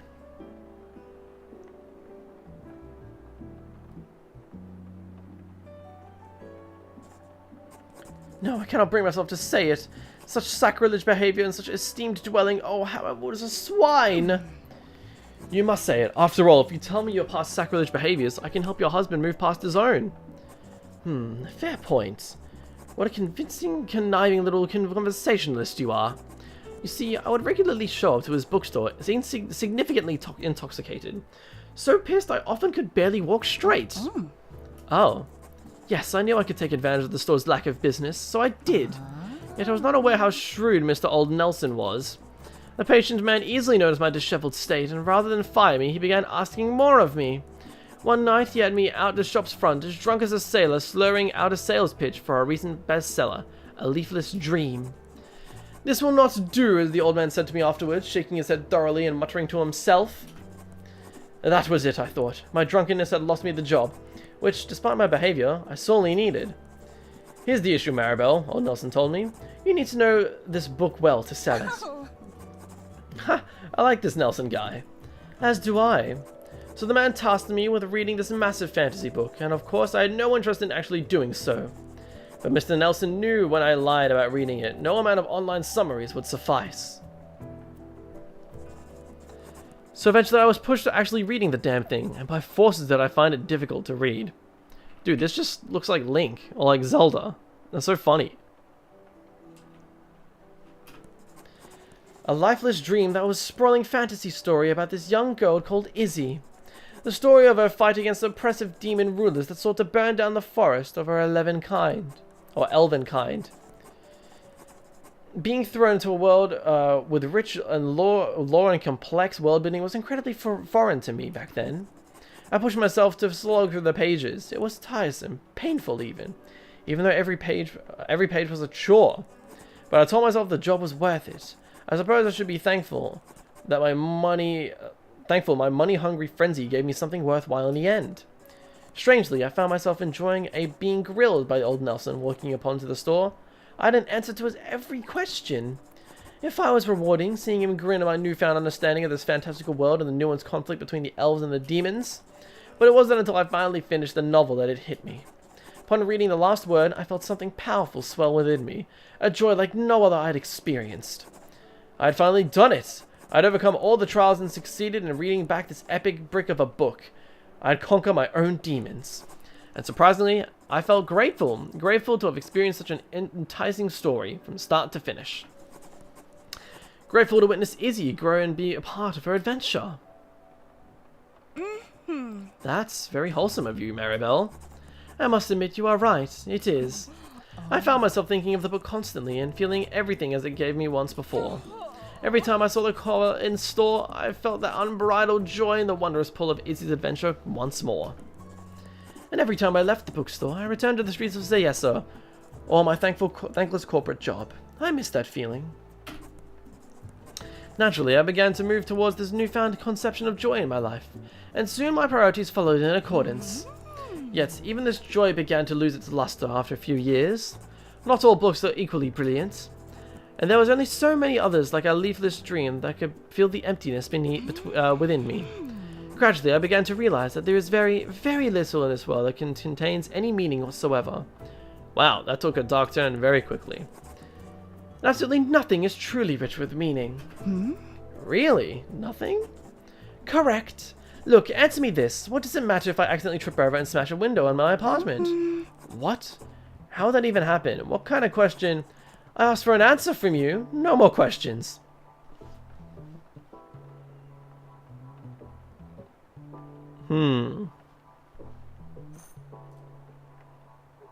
Oops, no, I need history.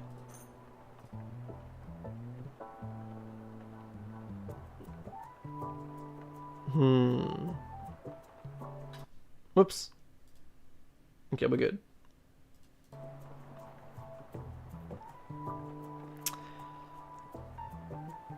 What does it matter if I accidentally trip over and smash a window in my apartment? I'm not sure. Hang on, let me get back 2 seconds. Let me see something.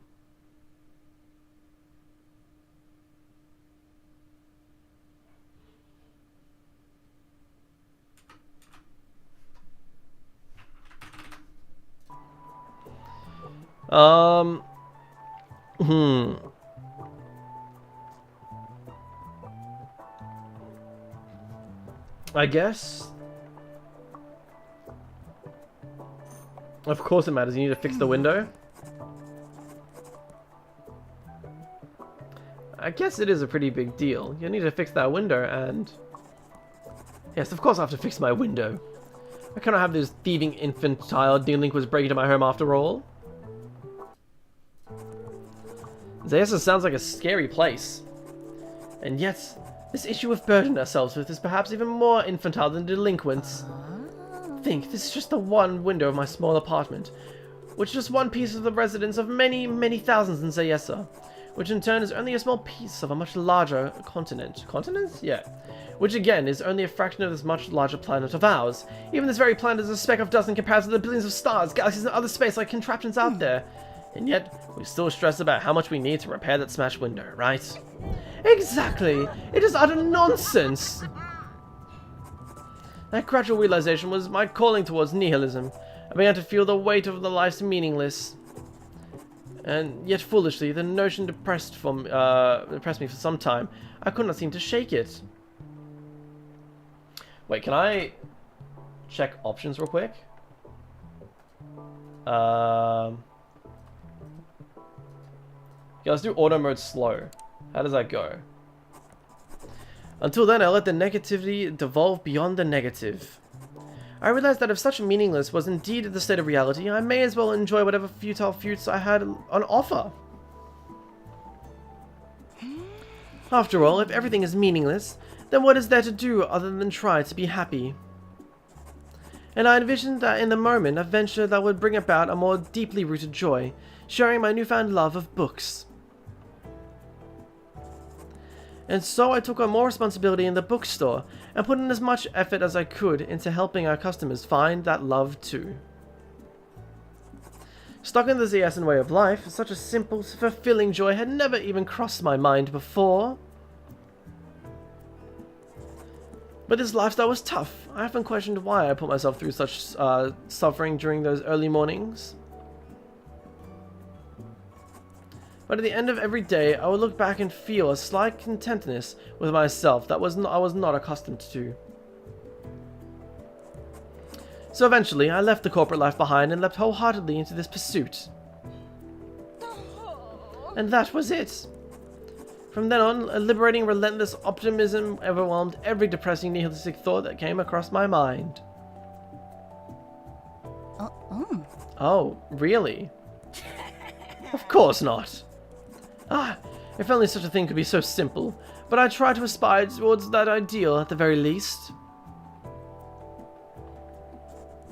Alas, my enchantress, what do you sense as key emotion behind this fulfillment my husband so dearly needs? How shall you enchant this precious little ring? Where does the story leave me? Futility? What would that work? No, the futility was only one piece of the puzzle for Maribel. The single most important feeling in this situation. I can't put my finger on it. The key lies in the moment of realization. The epiphany that life fixated on pleasure is unfulfilling. What made her critical of that cycle of pleasure? Perhaps a kind of cynicism would work. Do you have any strong memories or feelings of cynical that help you during this point? Cynicism. A bit specific, but I sense the direction you are heading, my child. And if something is not quite right, does cynicism not imply a malice, a contempt towards those stuck within hedonism? You don't feel contempt towards the essence for their self-destructive habits. I do.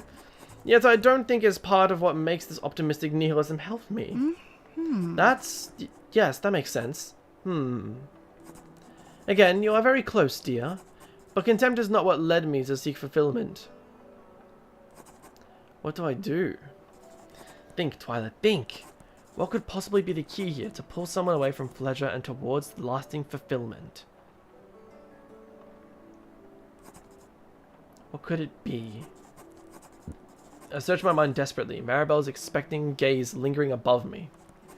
An emotion that causes an epiphany, causes one to rearrange their priorities. Twyla? Yes, sorry.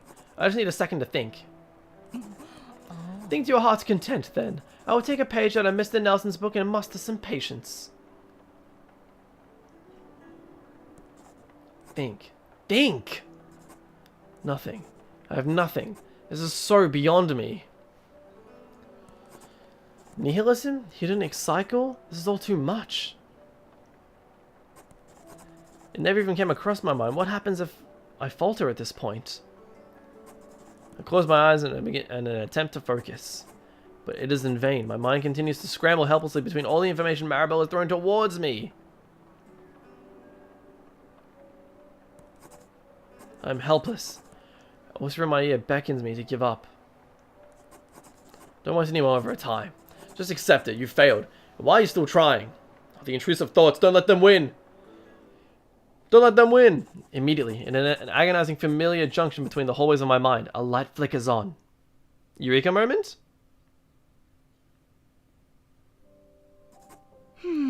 Chua. I almost don't recognize the memory that appears before me. It feels just like another life when Mum called me Chua. She would say it so affectionately. It reminded her of when I was a toddler, struggling to say my name. That day, I was complaining all afternoon about the other kids at school kept beating me in class. Like beating her up or just like, you know, winning. About how they were not so much smarter than me and I'd always lose no matter how hard I tried. Yeah, okay, yeah, like winning. Usually when I wanted ice cream, Mum would give me a firm no. Would give me a firm no. I could beg all I wanted, but her answer wouldn't change, she'd say.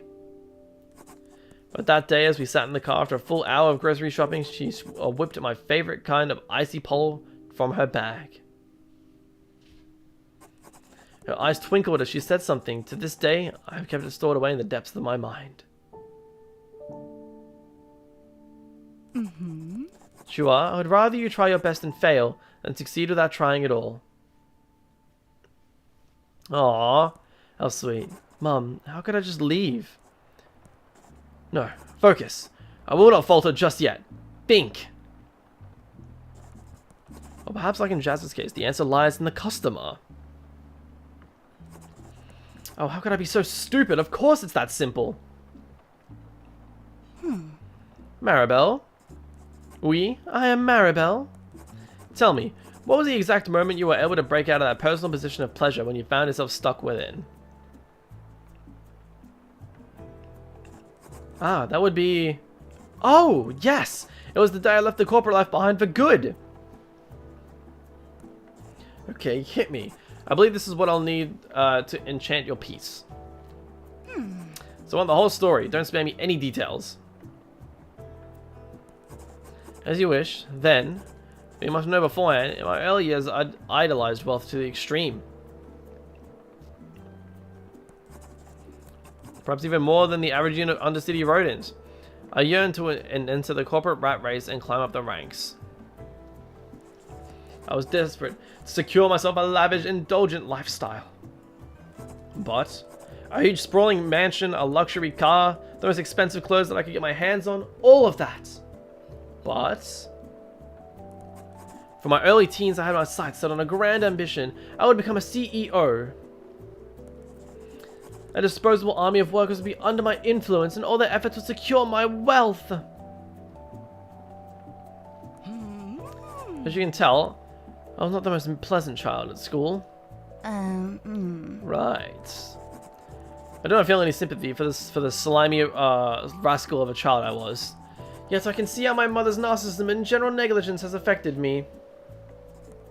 Perhaps if your dinner is often a single, meager slice of bread and dreams of power and wealth come naturally. I'm sorry, Mary. Bah! I haven't spoken to the hag in forces knows how long. But you see now why I dreamt of becoming a CEO? Yeah. So I've dived into an administration position at some tech company after university, with eyes greedily fixated on the management positions. I used every clean and dirty trick in the book to work my way up. Wow. I went from an intern at the sweet age of 21 to the supervising manager at my salty 24. Oh, at a salty 24. Unfortunately, each virtue I exhibited in my work, I was matched with a vice in my personal life.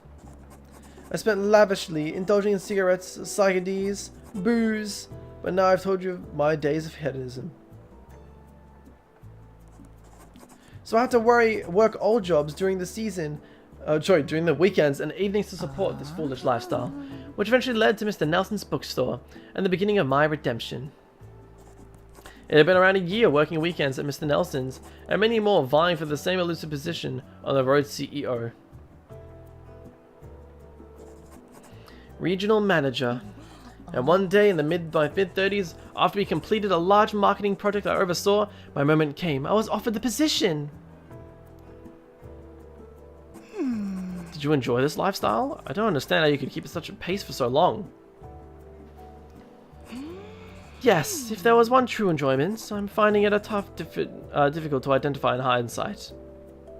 Oh, wow, interesting. But know that during those early days, when I was swept up in the feverish intensity of my youth, my eagerness knew no bounds. As I got further along the rat race, however, it became less and less rewarding. Alas, I did not think much of it. I was too busy sucking up to get to the higher-ups, a desperate little bootlicker through and through. Wow. But this changed when you were offered the regional manager position? Ah, yes, it was my first time meeting the CEO, Diana Prim. And naively, I expected someone more. Someone more, like a man? Someone happier, more satisfied? Precisely. Instead, there was a quiet sadness to this woman that even my mind-idle husk of a person could recognize. Yeah, I thought it would be sexist for some reason. It was. She trails off, brows furrowing, and trying to recall something. Was she overworked? Stress? Yes. Twyla, you've reminded me. Diana left several times during our brief meetings to take calls. Could hear her speaking by the phone, and I was shocked. She did not speak like the commanding, powerful, metaphorical, moustache-twirling businesswoman I expected. Far from it. Diana sounded completely exhausted and lost. Stars in my eyes. I ignored these concerns. I was ready to take on this job no matter the work thrown my way. I said. Fortunately, the CEO did not welcome my hassle. She told me repeatedly that this was a big decision with a lot of responsibilities involved, and I should make sure that I truly, truly want it. God damn. Responsibility, I thought. But she wasn't adamant I'd take my time deciding. I did not think much of Diana's words, but concern festered in the back of my mind that it tried to ignore. Tried hard to ignore. Don't be silly. Of course I want this. I've been working towards it for years, I told myself. And naturally, I could not end the night after promotion without going out for some drinks and getting biblically tarnished. The next morning I came down with a terrible fever and I couldn't attend my bookstore shift. I figured that was the hangover related, but my doctor told me otherwise. My cortisol levels were high. The suspected fever was due to constant overworking. Oh no. As I rested at home, miserable and bored, I could do a little but reflect on everything going on. Diana Prim's tired face and firm words on responsibility kept returning to my thoughts. Make sure this is what you want, what you truly want. The objective reality of it all came crashing down. I had wanted to be in her shiny little shoes my whole life. I needed the power and the wealth and influence and ecstasy that came with exerting such dominance and stature. But in truth, did I? Here it is, the turning point. Time to focus. Even if I did, was this achievable in reality or just a fantasy? And so the seed of doubt was sowed. Doubt, of course! I realized my previous promotions were not as rewarding as I anticipated, and that I needn't ensure such a maximal lifestyle or endure. These thoughts were like fertilizer to the seed, and with them there was no stopping the doubt from germinating. I hung on to every word Maribel speaks, placing myself in her shoes. I need some time to think and recover. I took a couple weeks off. I thought of my work, my leisure time. Did I feel any pride or lasting joy? No. Strong sense of doubt towards her lifestyle, towards her beliefs and what her personal beliefs had looked like. These answers were harder to come by than I'd like to admit. First, there's only one certainty during this phase of fragility. The bookstore. I sorely missed working at the bookstore. So I took another few weeks off and took on more of the shifts at the bookstore. Wow. The days at the bookstore were slow and simple, but I felt full of joy, proud. I could scarcely believe my feelings. Old Geezer Nelson was so glad to have a helping hand around. He offered me a full-time position. Wow. Suddenly I had some choice to make. I was torn. Leaving behind my wife's work to truly an option. But I knew the answer when I began losing interest in my indulgences. The bars of the prison of pleasure started becoming visible.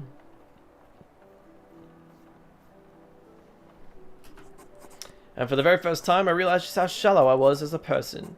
My dreams and desires severely lacked meaning. They were purely material. At the core of my being, who was I? An extreme transformative doubt towards her ideals. A skepticism of what she believed constituted herself. Skepticism. Alright, it's time. Chat. You feel a few different emotions here. Which one is her skepticism? Let's have a look. So, skepticism. Or doubt. I feel like fear is the strongest emotion.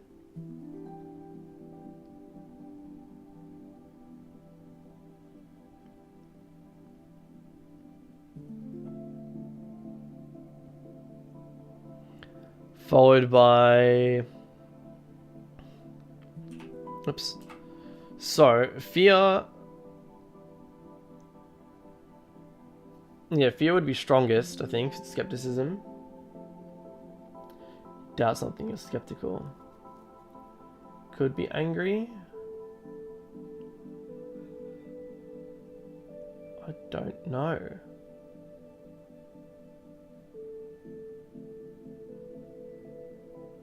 Oh, the last one could be correct. Because, yeah, this one, too much sadness, not enough fear. Fear should be number one, I think. This one, also too much sadness, not enough fear. This one has got enough fear, but it also has enough anger. I think it's probably more anger than fear. And then this one, yeah, I think it's this one. This is it. Skepticism. Yeah! This is it.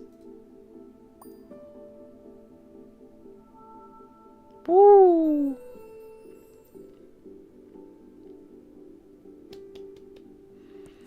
Transfer this person to the spirit.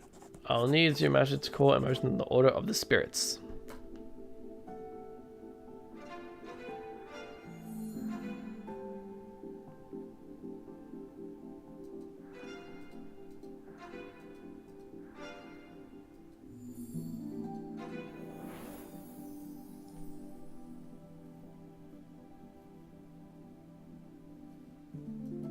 Nicely done. Enchant Maribel's piece. A dose of skepticism. Wow, that looks gorgeous. Look at that purple. Oh my god. Wow.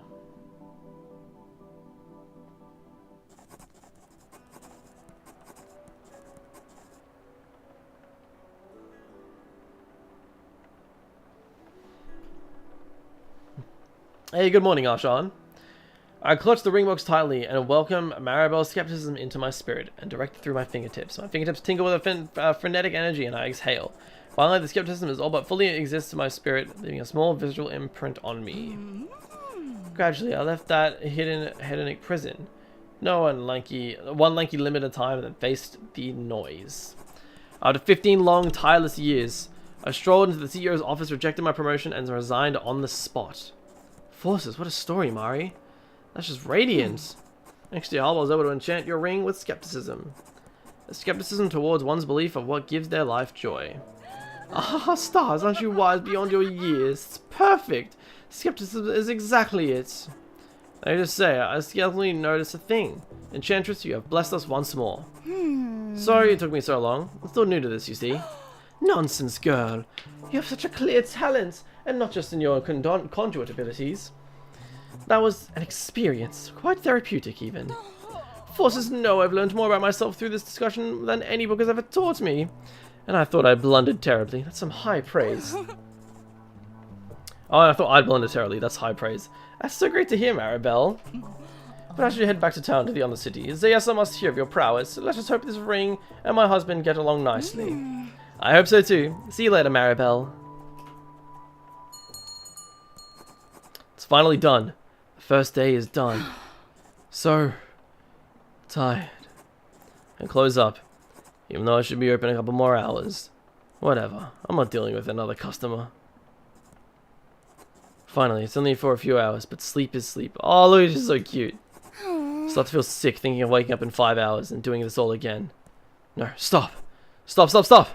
Sleep. No thoughts. Just sleep. Besides, what good is a couple hours extra sleep when I'm just a speck of dust in an endless universe? Right, Maribel? I can't help but giggle at my own joke as I bury my face into my pillow and squirm around like a lunatic. Sleep arises, a warm feeling lingers on the horizon. Maybe, just maybe, doing this all again won't be so bad after all.